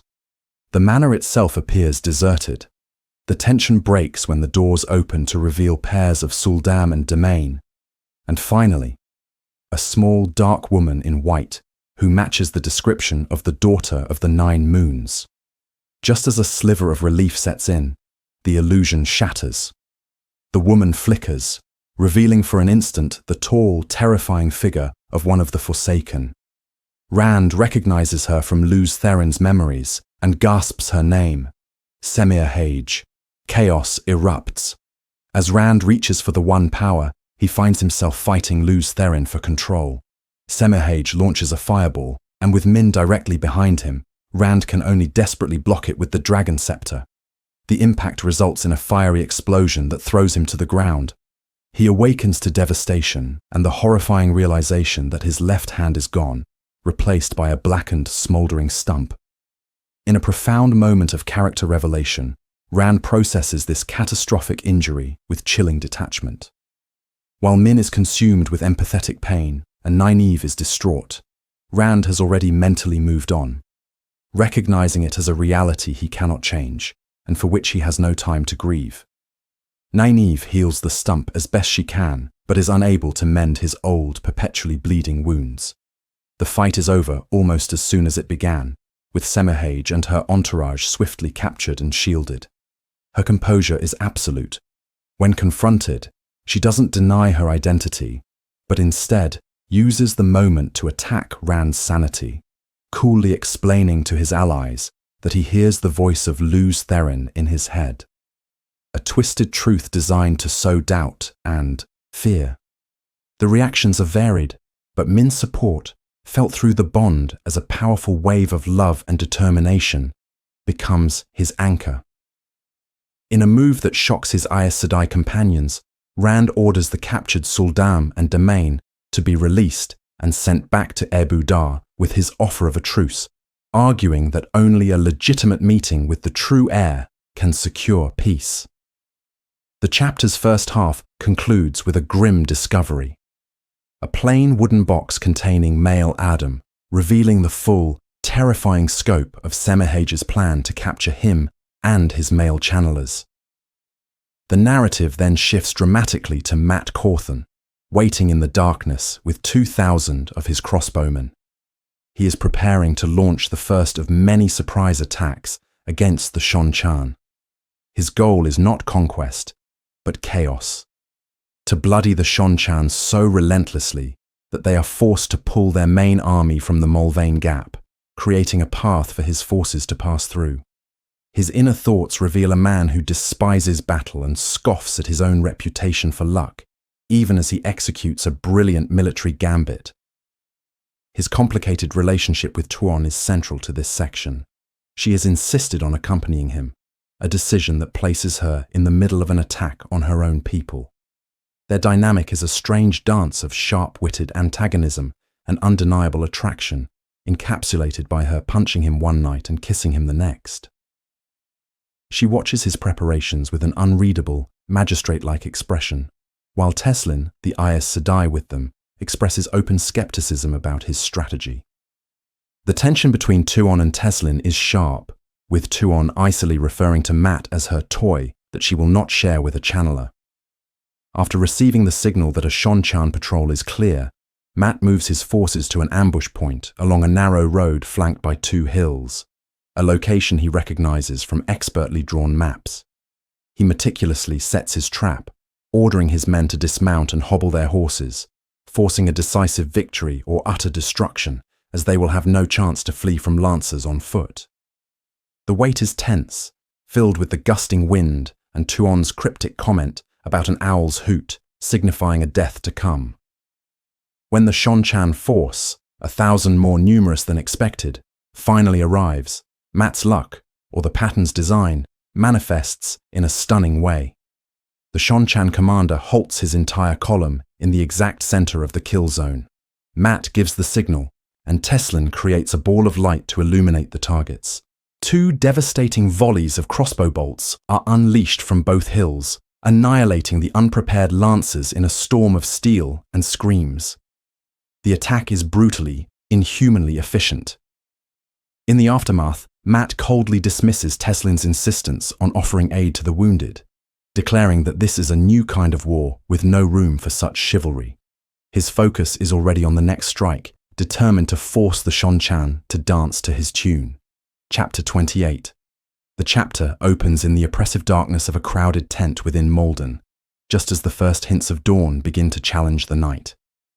Fail is in the middle of a ritual she intends to be her last, fastening the golden belt that signifies her status as a Gaishain. The tense quiet is broken by the arrival of Dirain, a favored servant of Savannah, who spins a tale about needing to return a misplaced book to avoid a beating. However, Megdin's sharp intuition immediately identifies this as a falsehood, prompting the 3 women, Fail, Aleandra, and Megdin, to swiftly overpower and gag the smaller woman before she can raise an alarm.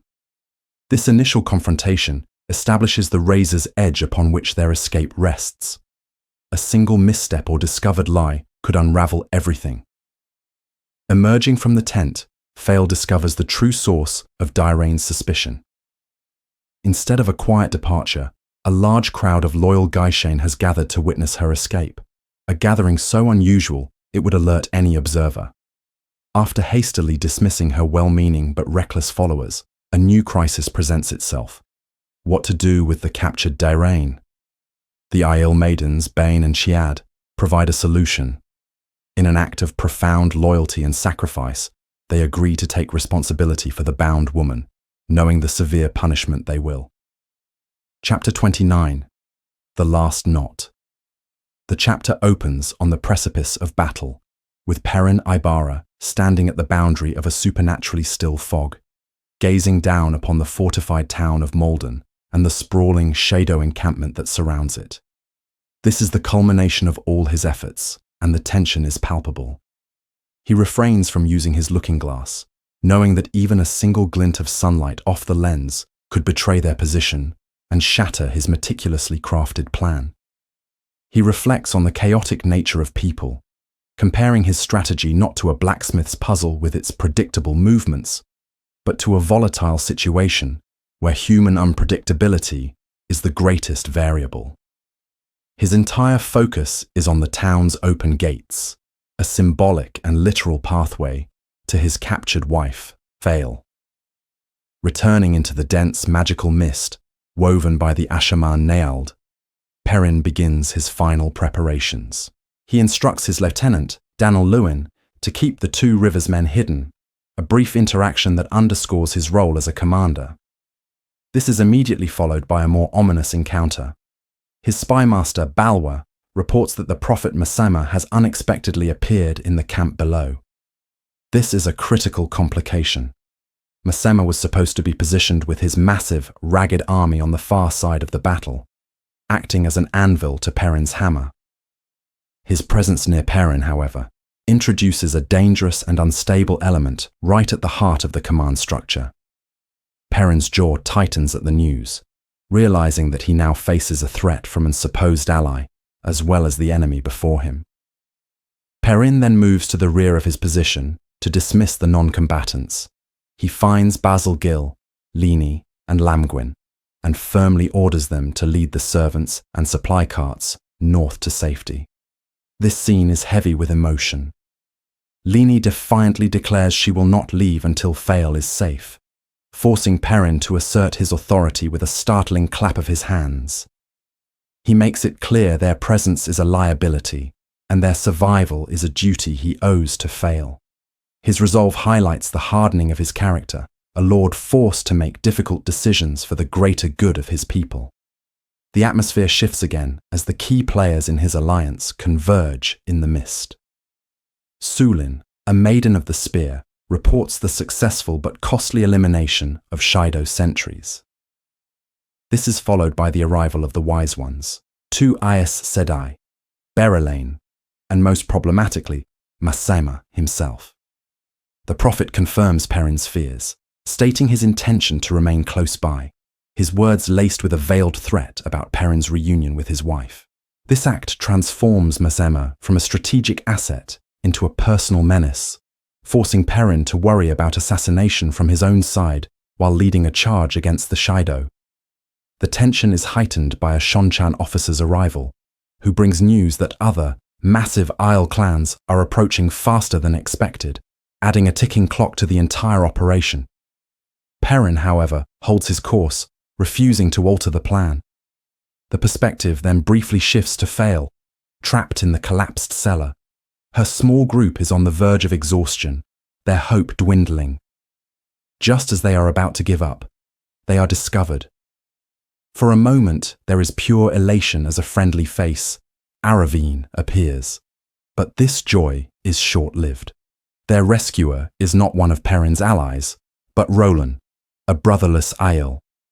While he intends to free them, his domineering and possessive attitude makes it clear that Faele is merely trading one form of captivity for another. Her desperate situation has become more complex and perilous. Back on the ridge, the final piece of Perrin's plan arrives. The Asherman Grady opens a gateway to bring forth Tam Althor, Rand's father, and a figure of profound stability and trust for Perrin. Tam's presence is a grounding force, a connection to the home and values Perrin is fighting for. He brings with him an army of Two Rivers archers, bolstered by outlanders who have sworn loyalty to Perrin, demonstrating the growth of Perrin's following.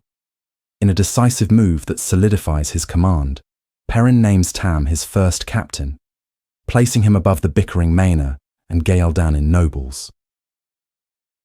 With all forces in place, the battle begins.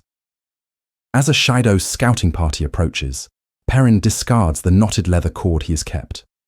One knot for each day of Faela's captivity. This symbolic act, the undoing of the last knot, signifies the end of his waiting. He steps out of the fog, and at his back, his army emerges, nearly 4,000 archers and 2,000 lancers. The Shido respond, their war drums beating a thunderous rhythm as they charge. The battle commences with a magical duel, as the few Shido Wise Ones who avoided being drugged launch fireballs, which are harmlessly dissipated by Perrin's own channelers. Then, under Tam's command, the sky goes black with arrows. The Two Rivers longbowmen, firing from the high ground, unleash a devastating barrage that tears through the Shido ranks. Simultaneously, the Shonchan domain, hidden in the forests to the north and south, attack the Shido flanking maneuvers with explosions of fire and lightning, turning their strategy into a chaotic slaughter. The Shido charge breaks. As they begin to fall back, Perrin is consumed by a battle fury, a fire in his blood. He charges down the slope ahead of his army, hammer and knife in hand, his entire being focused on a single point, the gates of Malden and the wife he must reach. Chapter 30. Outside the gates. The chapter opens with Fael and her companions trapped within the basement of a collapsed and dangerously unstable building. They are awaiting rescue from a small cleared opening at the top of the stairs, a precarious exit route over a pile of groaning blackened rubble. As a violent thunderous storm approaches, threatening to bring the entire structure down upon them, the Aelman Roland begins the extraction. A tense power struggle unfolds between him and Fael. She insists that her companions be rescued first, asserting her authority as their leader. However, Roland counters with the rigid customs of Gieto. Since Fael is Gaishane, clad in white, she must obey him. He insists she will be the first one out. The rescue itself is a difficult and painful process for Fael due to a bruised shoulder. It is also deeply uncomfortable, as Roland continues his relentless and inappropriate flirtations, even pinching her as she is forced to climb over his back to safety. One by one, the other women, Maegdin, Arella, and Lacille, are brought out, each receiving similar unwanted attention from the Aiel warrior. Once outside, Fele is reunited with her followers and finally quenches an agonizing thirst. Her attention is immediately drawn to a bizarre battle raging just beyond the town. She witnesses lightning striking from a cloudless sky and fireballs exploding in mid-air, a clear sign of a conflict involving the One Power. Her mind races, trying to deduce if this is Perrin's doing, or perhaps a sign of internal conflict among the Shido Wise Ones. The situation is complicated when Majdeen, who was instrumental in their survival, collapses from sheer exhaustion. Just as Roland promises to escort them to safety, the ruined building finally gives way, collapsing completely and burying all of their supplies. The perspective then shifts to Perrin, who is fighting his way through the chaotic Shido camp. He is wounded and covered in blood, moving with a singular, brutal purpose toward the fortress gates and fail. His path is a grim one, marked by the bodies of his enemies and the frightened faces of abandoned Shido children. His desperate advance is suddenly interrupted by Aram. The former tinker, his mind poisoned by the Prophet Masema's fanatical rhetoric, now believes Perrin is a shadow spawn because of his golden eyes. In a tragic turn, Aram attacks Perrin with lethal intent, forcing Perrin into a desperate defense against the younger man's crazed swordsmanship. Just as Aram seems poised to deliver a killing blow, he is struck down and killed by arrows from two Shido archers, a deeply ironic end that leaves Perrin with a heavy burden of guilt and regret over his failure to save the boy. Perrin finally reaches the gates to find a chaotic scene. He sees Fail in the grasp of the massive Aiel he now recognizes as Roland, and, in a surge of pure, unthinking rage, he charges. Perrin's hammer descends with lethal force, killing Roland instantly. In the ensuing chaos, Fela and her companions dispatch the other two brotherless Aiel, demonstrating their own deadly resolve. At long last, Perrin and Fail are reunited in a desperate, emotional embrace. Yet even in his joy, Perrin's heightened senses detect a complex mix of emotions from Fail. Beneath her happiness lies a scent of deep sadness, guilt, and shame. Wisely, he chooses not to question her, focusing only on the fact that she is safe. In the immediate aftermath, Fail's leadership comes to the forefront as she begins organizing the evacuation of all freed Gaishain.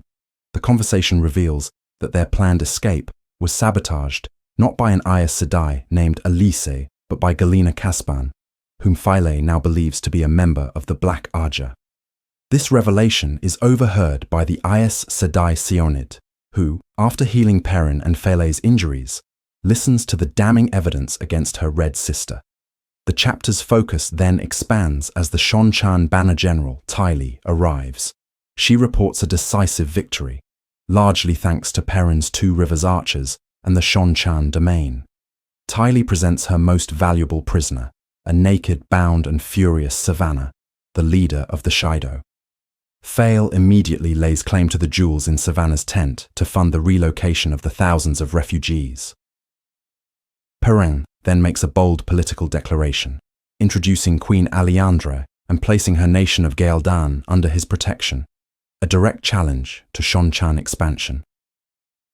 The chapter concludes with a short, grim epilogue focusing on the fate of the traitor, Galina. Having escaped the chaos, her freedom is short-lived. She is immediately recaptured by a group of fleeing Shido Wise Ones led by Tharava. In a moment of absolute despair for Galina, Tharava confiscates the Oath Rod, the instrument of Aes Sedai binding, and uses its power to permanently and completely enslave her. With her will and spirit utterly broken, Galina is reduced to a beast of burden, destined to live out her days as Tharava's personal plaything, while the surviving Shado begin a long, harsh journey back to the threefold land to rebuild their shattered clan. Chapter 31. The House on Full Moon Street. The chapter opens with Elaine vehemently insisting on the absolute necessity for her kinswomen to maintain constant companionship, particularly in the perilous environs of Camlin, where safety was purportedly guaranteed only by groups of 3 or 4. This declaration occurs in a dimly lit sitting room, illuminated by only 2 mirrored stand lamps, their 6 flames casting a soft glow and disseminating the scent of lilies, a fragrance employed to mask the odor of spoiled lamp oil. A crackling fireplace provided additional warmth against the pre-dawn chill. Sumeko, though outwardly calm and smoothing her dark blue skirts, dismisses the need for constant vigilance, expressing a desire for personal space, despite the recent, grim demise of another kinswoman who had sought similar solitude. Elise, who appears older due to her streaked grey hair, but is, in fact, 2 centuries younger than Sumeko, intervenes with a stern face, threatening to instill the fear of the light herself if Sumeko fails to do so. Even the usually fearless Elise, who bravely faced the Shonchan during the fall of Abu Dhar, exhibits her own nervousness by fidgeting with her brown skirts. Elaine, plagued by chronic exhaustion and an inability to sleep once awakened, finds herself unable to rest, even warm goat's milk offering no solace, its taste proving more repulsive than cold. Her thoughts are consumed by Randall Thor, whom she mentally vows to force-feed the noxious milk until it emerges from his ears, a vengeful fantasy triggered by a fleeting, sharp pang of pain she sensed from him, despite their usual mental link remaining as vague as a forgotten stone. The recurring vagueness since this incident suggests his well-being, yet the prior pain indicates a profound injury. She also frets over his frequent, erratic traveling, which takes him across vast distances in a short time, wondering if he is evading his attacker. However, her immediate worries dominate. Unable to sleep, she had dressed in a dark grey riding gown and sought the palace's quiet solitude, learning to disregard her omnipresent bodyguards until Sumeko and Elise interrupted her peaceful walk with grave news of another kinswoman's death. She led them to her smaller sitting room, protected by a ward against eavesdroppers, to discuss the matter. Sumeko, shifting in her armchair, attempts to assert her authority as eldest, referencing Rianne's leniency. Elise sharply corrects her, stating that the knitting circle, which designates the eldest based on age, no longer exists since they are no longer in Abu Dhar. While acknowledging Sumeko's current authority, Elise presses her to use it more decisively to prevent further murders, arguing that mere suggestions are insufficient. Elaine intercedes, recognizing their shared tension. 3 women murdered by the one power in 10 days, possibly 7 more before that, is enough to unnerve anyone. She urges Sumeko to put her foot down and mandates that no one be alone, while asking Elise to use her persuasive influence, which is more akin to simple expectation and compliance, to ensure obedience. Denny interrupts, announcing the arrival of an Aes Sedai of the Red Ajah, Duhara Basahin, who insists on seeing Elaine immediately. The fact that the Red Sister would barge in, despite being told Elaine was likely sleeping, is alarming. Elaine ponders Duhara's motive, given her public opposition to Elada and support for Egwene, fearing it might concern her bargain with the Sea Folk.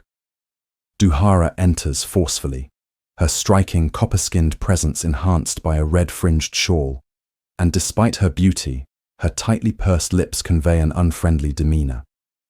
Sumeko and Elise, defying traditional deference to an Aes Sedai, remain seated, studying her, while Denny scowls and grips her cudgel.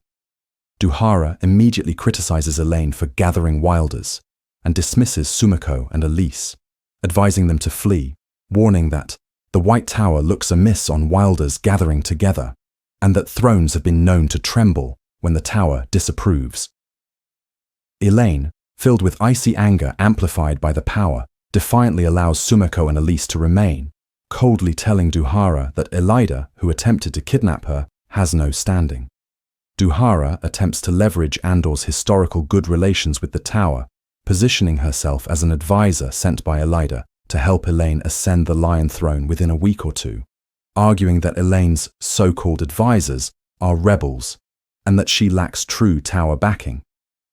Elaine scoffs at the idea, declaring her opposition to Elada and her expectation of Elada's imminent deposition. Duhara, maintaining Aes Sedai's serenity, then reveals the more unsettling information. Elaine, once crowned, must appoint a regent and return to the tower to complete her training and be tested for the shawl, specifically mentioning that her pretense of being Aes Sedai will be paid for with tears. This revelation shocks Sumeko and Elise, as Duhara exposes Elaine as merely accepted. Elaine rises in fury, asserting that she was raised Aes Sedai by Egwene Alvere and chose the Green Ager. Duhara dismisses her claims, urging Elaine to think hard and see her desperate need for the tower's blessing, promising to speak again later. Elaine, refusing to offer Duhara lodging in the crowded palace, orders Dini to escort her to the gates. As Duhara leaves, claiming she is Elaine's only hope, Elaine is left contemplating the trouble Duhara might cause. Turning to Sumeko and Elise, Elaine inquires if Duhara instilled doubt. Sumeko vehemently denies it, citing Vandene and others' acceptance of Elaine as Aes Sedai, though her desire to believe this truth is clear, as her own hopes of returning to the tower depend on it. Elise acknowledges Duhara's sincere belief in her own words. Elaine sighs, admitting the situation is complicated. She is Aes Sedai, but Duhara cannot accept it as it would validate Egwene's Merlin's seat, which Duhara will not do until Elida is overthrown. Elaine then reiterates her command to Sumeko to keep kinswomen in groups and ensures Elise's compliance before dismissing them to bed, though Elaine herself cannot sleep. Later, Denny announces the arrival of Master Nori and Hark. Elaine, initially peevish but quickly becoming exuberant, realizes Hark's presence must mean progress in her clandestine investigation. Nori, resembling a wading bird, is unusually excited, while Hark, a nondescript figure, awkwardly bows. Hark reveals he followed the man, Mela, to a house on Full Moon Street in the New City, owned by Lady Cheyenne Avahin, where he has been for 3 nights. Hark describes seeing 2 Aes Sedai there, one, Marilyn Gamalfin, letting Mela out, while the other, Falion Boda, was entering, complaining about how Lady Cheyenne works us. He describes Marilyn as gaunt and plain, a local, and Falion as Kandori. Elaine realizes with a jolt of chilling excitement that Mela was set upon her by 2 black sisters, Marilyn Jamalfin and Falion Boda, whom she, Egwene, and Nynaeve were tasked to find after they fled the tower for murder and theft. This discovery feels like a circle completed. Elaine swiftly takes charge, ordering Hark to lead them to the house before promising to discuss his finder dilemma later, despite his eager desire to be free of it. She dispatches Denny to summon Lady Birgitte and the other Aes Sedai with their warders, and to arrest Mela for murder and being a dark friend. Hark, revealed to be a cutpurse, hopes to be exiled to Baerlon as promised, but Elaine, adopting a stern demeanor, offers him a choice: exile and likely hanging for breaking it, or steady, though less lucrative, work in Kemlin under Master Nori. Hark reluctantly accepts the latter, believing the finder will betray any future thievery. Elaine then prepares in the large sitting room, embracing the power to light the lamps and fires. Her mood oscillates between joyful excitement at the prospect of capturing the Black Sisters and uncovering more secrets, and worry about Duhara's meddling. Birgitte arrives, expressing weary discontent and strong objections to Elaine's harebrained, crack-pated scheme to confront 2 Black Sisters with only 4 Aes Sedai without their warders. Vandene, however, finds the plan nicely done. Saratha and Carianne voice concerns about the danger, specifically mentioning stolen Terangriel, some capable of balefire. Elaine dismisses their objections, asserting that the 4 of them can handle it, and forbids the warders from entering the house with them. A larger party than expected rides out, with Birgitte insisting on 50 guardswomen. They navigate winding, dangerous streets, eventually reaching Full Moon Street in the New City. Hark, fearful of being seen, points to a substantial 4-story stone house with a lit second-floor window. Jaem, Vandane's warder, calmly strolls to the stable-yard gate, opens it, and enters, reappearing minutes later to report that all windows are dark except one. The kitchen and back doors are unlatched, and a heavily intoxicated man is asleep in the barn loft, whom Jem has tied up for safety.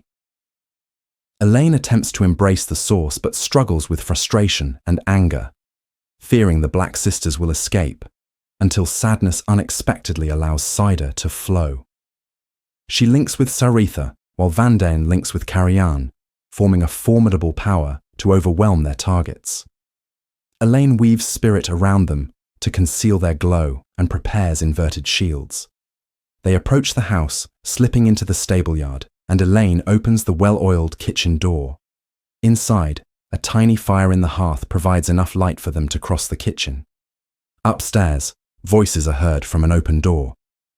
"You leave the thinking to me and do as you're told." Elaine enters a sitting room, seeing 3 women, a sharp-faced Shiain seated, and 2 others, Falion and Marilyn, standing with bowed heads. She instantly shields the 2 Black Sisters and binds them and Shiain with flows of air. As Elaine announces their arrest as Dark Friends, Shiain indignantly denies it. But Elaine declares her certain knowledge of their Black Ager affiliation. Suddenly, sparks engulf Elaine and the other Aes Sedai, paralyzing them and severing their connection to the power. 4 more Black Sisters, Asna Zeramin, Temael Kinderode, Chesmal Emry, and Eldrith Jondar enter. Asne, wielding a small bent black rod described as an Age of Legends weapon from Mogadian, explains it, allows them to embrace Sader undetected, and can stun or kill. Falion reveals they were shielded, a feat Eldrith finds impossible unless they have discovered how to hide the glow, a most useful development. Shiain thanks them, asking if Moradin sent them, but Asna strikes her with air, warning her to be civil. Temael suggests killing the other Aes Sedai, as they are a burden, but Marilyn requests Carian be spared, revealing Carian is one of us. Vandine murmurs, "A gift from Adelaus," and Carian's eyes widen in horror before she and Vandine collapse. Vandine's belt knife protrudes from Carian's chest, indicating a betrayal. Chesmal then uses a complex weave of fire, earth, and water to make Vandine and Saritha, pulling Elaine down with her, collapse, their eyes glazing over. Chesmal anticipates the arrival of the warders, preparing for a little more killing, while Elaine desperately urges Birgitta to flee through their bond. Chapter 32. To keep the bargain. The chapter begins with Birgitta lost in somber thoughts of Gaidal, a moment of peace that is violently interrupted by a psychic spasm through her warder bond with Elaine. The connection, usually a steady stream of awareness, goes limp and weak, though critically, it contains no trace of fear. This unsettling combination of fragility and courage immediately puts Birgitta on high alert. Her concern is amplified when the other warders nearby report similar feelings of weakness and mental fog from their own Aes Sedai, confirming a coordinated event has occurred. The underlying tension erupts into action when the male warders, feeling the sudden and final severing of their bonds, are consumed by grief and rage. They draw their swords and charge blindly toward the house, seeking a vengeance they cannot possibly achieve. Birgitta, however, maintains a strategic mind. Recognizing the futility of a simple sword charge, she takes command of the remaining forces, understanding that rescuing Elaine will require a much larger and more calculated response. Birgitta's immediate priority is to gather an army. She gallops frantically through the pre-dawn streets of Camelin toward the royal palace, all the while tracking Elaine's slow but steady movement northeast. The pace suggests her captors are using a wagon. Arriving at the palace's map room, she wastes no time informing Captain Gaiban and Dialin of the devastating news. Elaine has been abducted by dark friend Aes Sedai, and all the other sisters who were with her are dead. This revelation immediately creates a conflict of priorities. Dialin, ever the pragmatist, argues that stripping the city's defences to mount a rescue is a catastrophic risk, as it would leave Camelin vulnerable to Aramilla's forces and effectively hand her the throne. Birgitte's stance is one of absolute, unwavering loyalty. Her focus is not on the throne or the city, but on keeping Elaine alive, a debt she feels she owes personally. She heightens the urgency by revealing that the Dark Friends may possess a balefire terangreal, a weapon so terrible its use was forbidden even during the War of the Shadow. As Birgitte attempts to rally support, her strategic nightmare worsens. Scouts arrive with two pieces of dire intelligence. First, several powerful noble houses previously unaligned are now marching on Camelin, threatening to join the siege and overwhelm the city's defenders. Second, and more immediately, a force of mercenaries has launched an attack on the Farmading Gate from inside the city, while an army of at least 10,000 is massing on the outside. Pinned between saving Elaine and saving Camelin from imminent collapse, Birgitte is forced into a desperate gamble. She divides her forces, dispatching Delin with a significant portion of the army to defend the gate and the city wall, while she retains the cavalry and a contingent of infantry for the rescue mission. Her plan hinges on the Windfinders, whom she summons to create a massive gateway.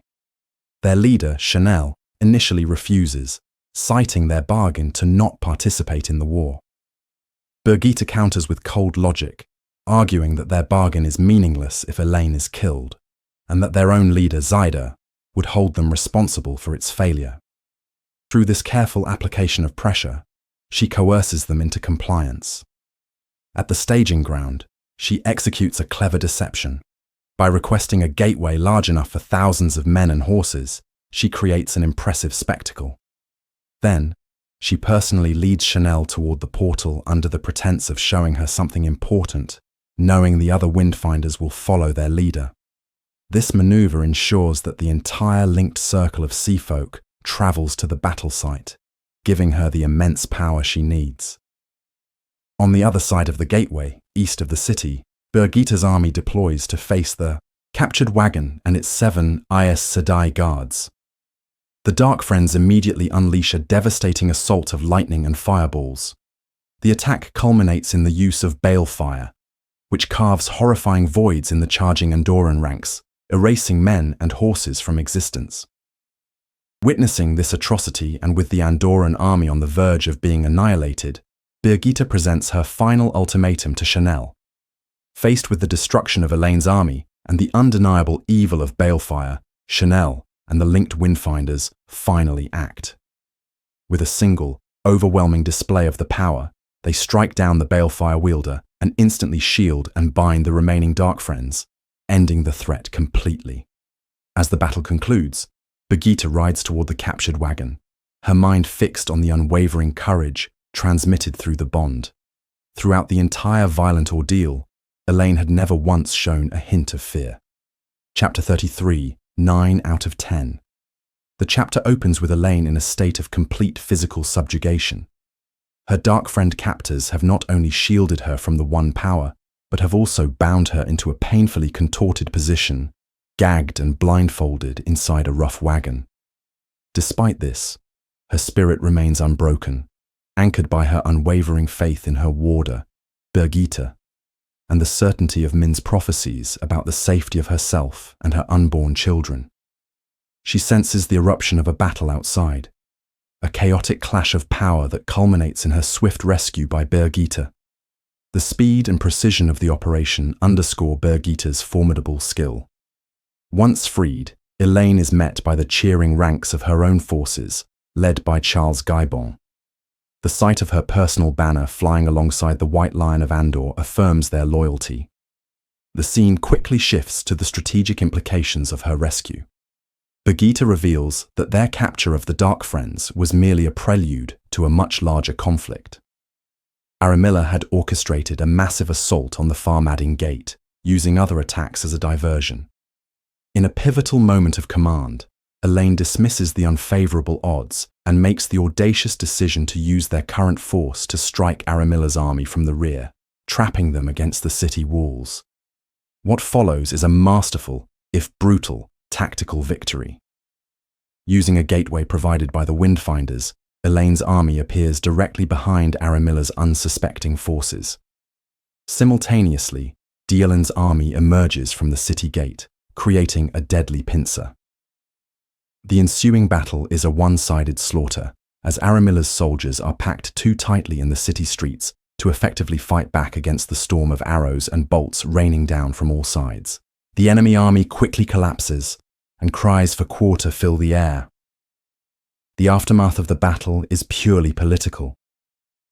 The defeated high seats, Aramilla, Naean, and Elenia, are brought before Elaine, who informs them that their ransoms will be used to pay for the very war they started, a move ensuring their financial ruin. The victory triggers a political cascade. Silvas Karen shockingly declares that her house now stands for Elaine. Witnessing this shift in power, Lear Baron and Carindan Shah also immediately abandon their lost cause and pledge their allegiance to Elaine. In a single, decisive stroke, Elaine has shattered the military coalition against her and secured the support of 9 of the 10 houses she needs to claim the throne, though she knows these new alliances are born of opportunism and must be watched carefully. The chapter concludes with this victory secured, but with the new threat of Luan's approaching army looming on the horizon. Chapter 34. A Cup of Kaf. Furik Karedi, a commander in the elite Deathwatch Guard, leads his force of 80 soldiers and 21 Ogier into a Shonchan military camp deep in Altara. His singular focus is gathering intelligence to track and rescue the abducted High Lady Tuon. The atmosphere is immediately thick with animosity, as Karede and his men are met with open disrespect. This hostility is fueled by a damaging rumor that the Deathwatch guards are involved with an imposter High Lady, forcing Karede to endure the insults for the sake of his critical mission. He proceeds to the command tent for a tense meeting with the camp's leader, Banner General Gamel Loon. While the initial exchange is strained, the formal tradition of sharing a cup of kaf allows for a necessary, if grudging, flow of information. Loon paints a grim picture of the military situation, describing how his forces are being harried and defeated across a 300-mile front. He speaks of a phantom enemy that strikes with overwhelming force and then disappears completely, leaving no trace. Loon theorizes that multiple armies are at work, aided by rogue channelers. Kareda, however, pieces together the truth. He deduces this is the masterful work of a single commander, the High Lady's kidnapper, using large-scale military diversions to mask her true movements. When Loon reveals that a massive army is being moved through the Malvide Narrows to counter the threat, Karedi realizes this is precisely the kidnapper's destination.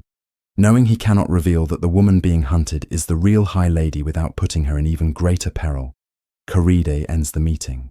He then directs his own pursuit northeast toward the Narrows, resolute in his duty to find her, no matter the cost. Chapter 35. The Importance of Dylin. The chapter opens in a storm-darkened Camelin, where Elaine is confronted with a startling and insulting request. A young nobleman, Hansel Renscher, delivers a message from the powerful lords and ladies encamped outside the city with 60,000 soldiers, including Lord Luan and Lady Arathel. They are asking for a guarantee of safe conduct before they will enter Camelin to speak with her. This request is a profound political statement, implying they do not trust her and believe she might take them hostage. The insult is felt keenly by Elaine, as well as by her staunchest ally, Dylin, and her formidable first maid, Mistress Harfer.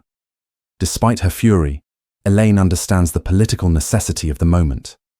She pens a formal, if chilly, grant of safe passage, unable to resist a sarcastic comment about them needing swaddling clothes if her written word is not enough to make them feel secure. Following this tense exchange, Elaine has a pivotal conversation with Dylin. She once again questions if Dylin is certain she does not want the throne, noting that the assembled nobles would support her in an instant. Dylin firmly rejects the notion, providing a clear-headed analysis of why Elaine is the better choice for Andor. She argues for the importance of stability through the continuity of House Trakand and, more significantly, expresses her genuine belief in Elaine's competence.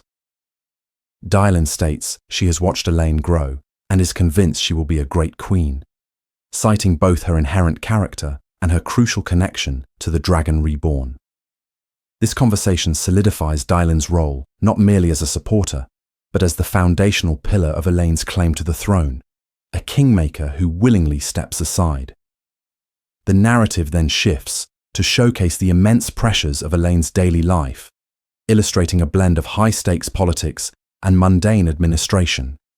She consults with her staff on matters ranging from managing spies within the palace to signing death warrants for traitorous mercenaries. She must deal with reports of continued arsons in the city and the practical problem of failing sewers. The grim reality of her captured enemies, including the dark friend Aes Sedai and the vile Mela, forces her to confront the necessity of interrogation and the morally grey area of employing a professional questioner. Juxtaposed against these weighty matters is the highly personal and physical reality of her pregnancy, highlighted by the daily visit from her midwife, Melfane Dawlish, whose examinations are thorough, practical, and entirely without ceremony. The chapter culminates in the tense meeting in the Grand Hall. The nobles arrive, their internal divisions visible in their formation. Elarian Treymane immediately assumes an antagonistic role, launching passive-aggressive attacks on Elaine's authority and the quality of her supporters. Elaine and Dylan manage to keep their own allies from rising to the bait. The purpose of the meeting is finally revealed when Luan proposes a truce between their factions so they can unite against the massive Borderlander army currently inside Andor. This is Elaine's moment to demonstrate her sovereignty. She masterfully reframes the entire situation, revealing that she has already handled the Borderlander problem. She explains that she used her authority not as daughter-heir, but as an Aes Sedai to grant them permission to cross Andor peacefully. She lays out her strategic reasoning with cold logic. To have opposed them would have meant a devastating war Andor could not win. By allowing their passage, she avoided bloodshed and ensured they paid for all their supplies.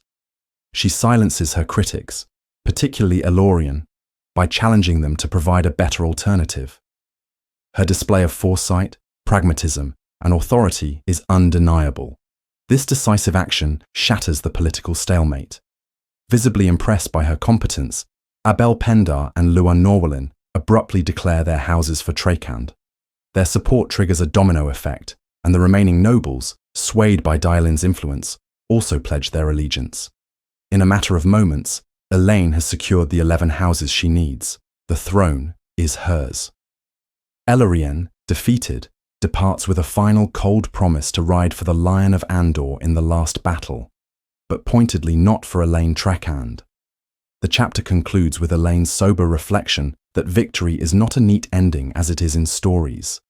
Real life is messy. Her support is fractured. Enemies remain, and the thunder outside sounds like the drums of Tarmun Gaiden, a reminder of the greater war to come. Chapter 36, Under an Oak.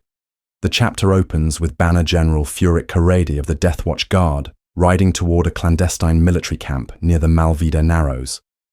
His purpose is to locate and secure the High Lady Tuon, a mission he undertakes with the solemn acceptance that it may be a death trap. His small, carefully selected retinue is designed for effect and deception, including a Sul'dam and Domain to draw the eye, and the scout Ajimbura, whose shorn-off braid signifies an absolute and disgraced devotion to Karadi. Karadi's internal thoughts reveal a deep-seated distrust of the One Power, complicated by the painful memory of his late wife, whom it might have saved. Upon arriving, Karadi is met not by a massive army, but a disciplined force of only 7,000 or 8,000 men, raising his suspicions. He is confronted by a commander named Talmanez Delavinde, who refers to a mysterious Lord Matt as the one in charge. Karadi is then led to a central fire, where he observes a strange collection of individuals, including the former innkeeper Mistress Anan, the gleeman Tom Merrilin, and the former Shonchan captain Egeanin Tamarath. The tense atmosphere escalates with the arrival of 3 Aes Sedai, who demand the release of Karadi's domain, Mylen. This confrontation is interrupted by the arrival of Mat Cawthon and the High Lady Tuon herself. Mat, dismissively known to Karadi as a queen's plaything, immediately takes command. In a stunning display of power that shocks everyone, he proves immune to the effects of the Adam and orders the Suldam to release her shield. Kareda then attempts his desperate gambit, bluffing that a massive Shonchan army is closing in and offering the rebels safe passage in exchange for Tuon. The bluff is immediately called. Tom Merrilin reveals he is merely a gleeman and that the true general is Mat Cawthon. Mat coolly dismantles Karede's entire premise, revealing his knowledge of Shonchan troop movements and Karede's actual numbers, before astonishingly offering to let Tuon go freely, recognizing the danger she is in from her own people. As Karede prepares to accept this unbelievable offer, Tuon delivers the chapter's greatest shock, loudly and formally declaring, "Matrim Cawthon is my husband."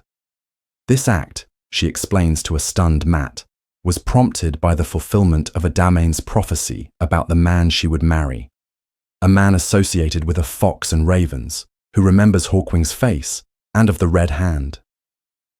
Their fates, it seems, were intertwined by prophecy long before they met. Their departure is complicated by news of a 10,000-strong army nearby, specifically hunting for Tuon. Mat, now bound by his new role and his feelings for her, devises a new plan. He will create a decoy, using some of Karede's guards to draw the enemy away, ensuring her safe passage. The chapter concludes with Tuon leaving, acknowledging Mat as a complex man she might grow to love, and resolving to reclaim her identity by shaving her head, ready to die as who she truly is. Chapter 37. Prince of the Ravens. The chapter opens with Mat Cawthon in his element as a general, preparing a battlefield of his own choosing. He waits impatiently, observing the position of the sun and the ominous gathering of storm clouds, acutely aware of how these factors could undermine his carefully laid trap. His internal thoughts reveal the complex web of tensions within his makeshift army. He worries about Eludra's insistence on being on the front lines with her explosive devices, the simmering animosity between the Aes Sedai and the Shonchan Deathwatch guards, and the general friction among his diverse allies. This scene underscores Mat's burden of command, as he must manage not only enemy forces, but also the volatile personalities under him. A significant portion of his reflection is dedicated to his recent marriage to Tuon. He grapples with his new identity as a husband, feeling fundamentally unchanged, yet aware of the expectations placed upon him.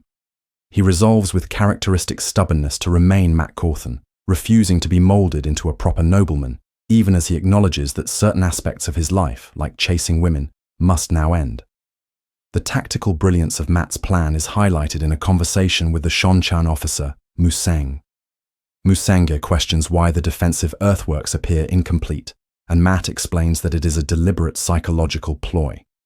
He wants the attacking force, driven mad by the lure of a massive gold bounty, to see a vulnerable, disorganized enemy and charge recklessly, forgoing caution in their greed. The trap is sprung when Vanine and the scouts return, having successfully lured the enemy into pursuit.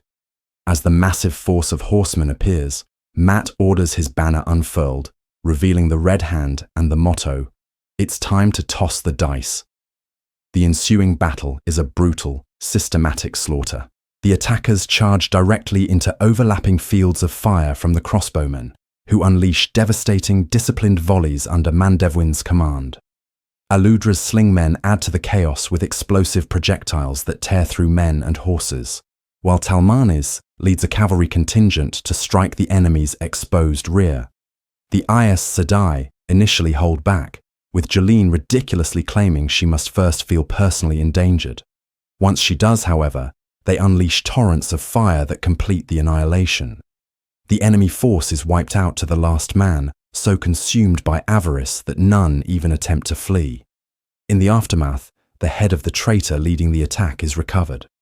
The chapter's culminating revelation comes when Mat attempts to establish an informal camaraderie with Musenge. The Shonchan officer is scandalized, informing Mat that his marriage to the daughter of the Nine Moons has officially elevated him to a new, inescapable station, the Prince of the Ravens. The chapter concludes with Mat, a man who has vehemently rejected nobility his entire life, collapsing into helpless, ironic laughter at his fate. Epilogue. Remember the old saying. The chapter opens within the Shonchan Command Center, where High Lady Suroth is engaged in a tense power struggle with Captain General Galgun. In the wake of reports detailing the Empress's assassination and widespread rebellion across the Empire, Suroth internally plots her own ascension to the throne, a path that requires Galgan's elimination. Her ambition is contrasted with the immediate military crisis in Arad Doman, where one of their generals is hopelessly trapped between two armies. Galgan, emboldened by the power vacuum, begins to assert his own authority, countermanding Suroth's command and issuing his own military orders. This usurpation confirms for Suroth that he must die swiftly for her plans to succeed. Their conflict is dramatically interrupted by the arrival of the Deathwatch Guard, who clear a path for Tuon, the daughter of the Nine Moons, who was presumed to be dead. Her presence instantly shatters Suroth's ambitions. The room falls into immediate submission, with Suroth automatically kneeling. Believing her assassin Elbar failed, she attempts a desperate political maneuver, feigning loyalty while preparing to shift blame for the assassination attempt onto a rival like Galgan. However, Tuon reveals the full extent of Suroth's treachery by having the assassin's rotting head presented as evidence. Tuon calmly declares that since Elbar was unequivocally Suroth's agent, Suroth is directly responsible for the treason. As punishment, Suroth is stripped of her name and rank, declared a Dakaval, property, and sentenced to be sold as a slave. The psychological shock is absolute, and Suroth's fall from the highest echelons of power culminates in her breaking down into primal, incoherent screams as she is seized. The narrative then shifts to Andor, following a small delegation of Aes Sedai from the Red Ajah, led by the Sitter Pavara. In a monumental reversal of their historical purpose of hunting male channelers, these 6 sisters are on a mission to the Black Tower to propose bonding Ashaman as warders. The group is fraught with internal tension and apprehension about their task, a feeling that intensifies when they are greeted at the Black Tower's gate and see a mere boy serving among the soldiers. Their escort leads them into the presence of Mazrim Time, who has established a veritable throne room and presents himself as an absolute monarch. The atmosphere is deeply intimidating, filled with hardened, hostile men. When Pavara makes her formal proposal, Time demonstrates his terrifying authority by psychically crippling one of his own men for speaking out of turn. He then unnervingly agrees to the Red Ajah's proposition. His acceptance is not a sign of cooperation, but a mocking gesture, culminating in his cryptic and ominous proclamation, "Let the Lord of Chaos rule." The chapter concludes with the booming laughter of the Ashaman, leaving the Aes Sedai in a state of profound unease, realizing they may have entered a far more sinister situation than they ever imagined.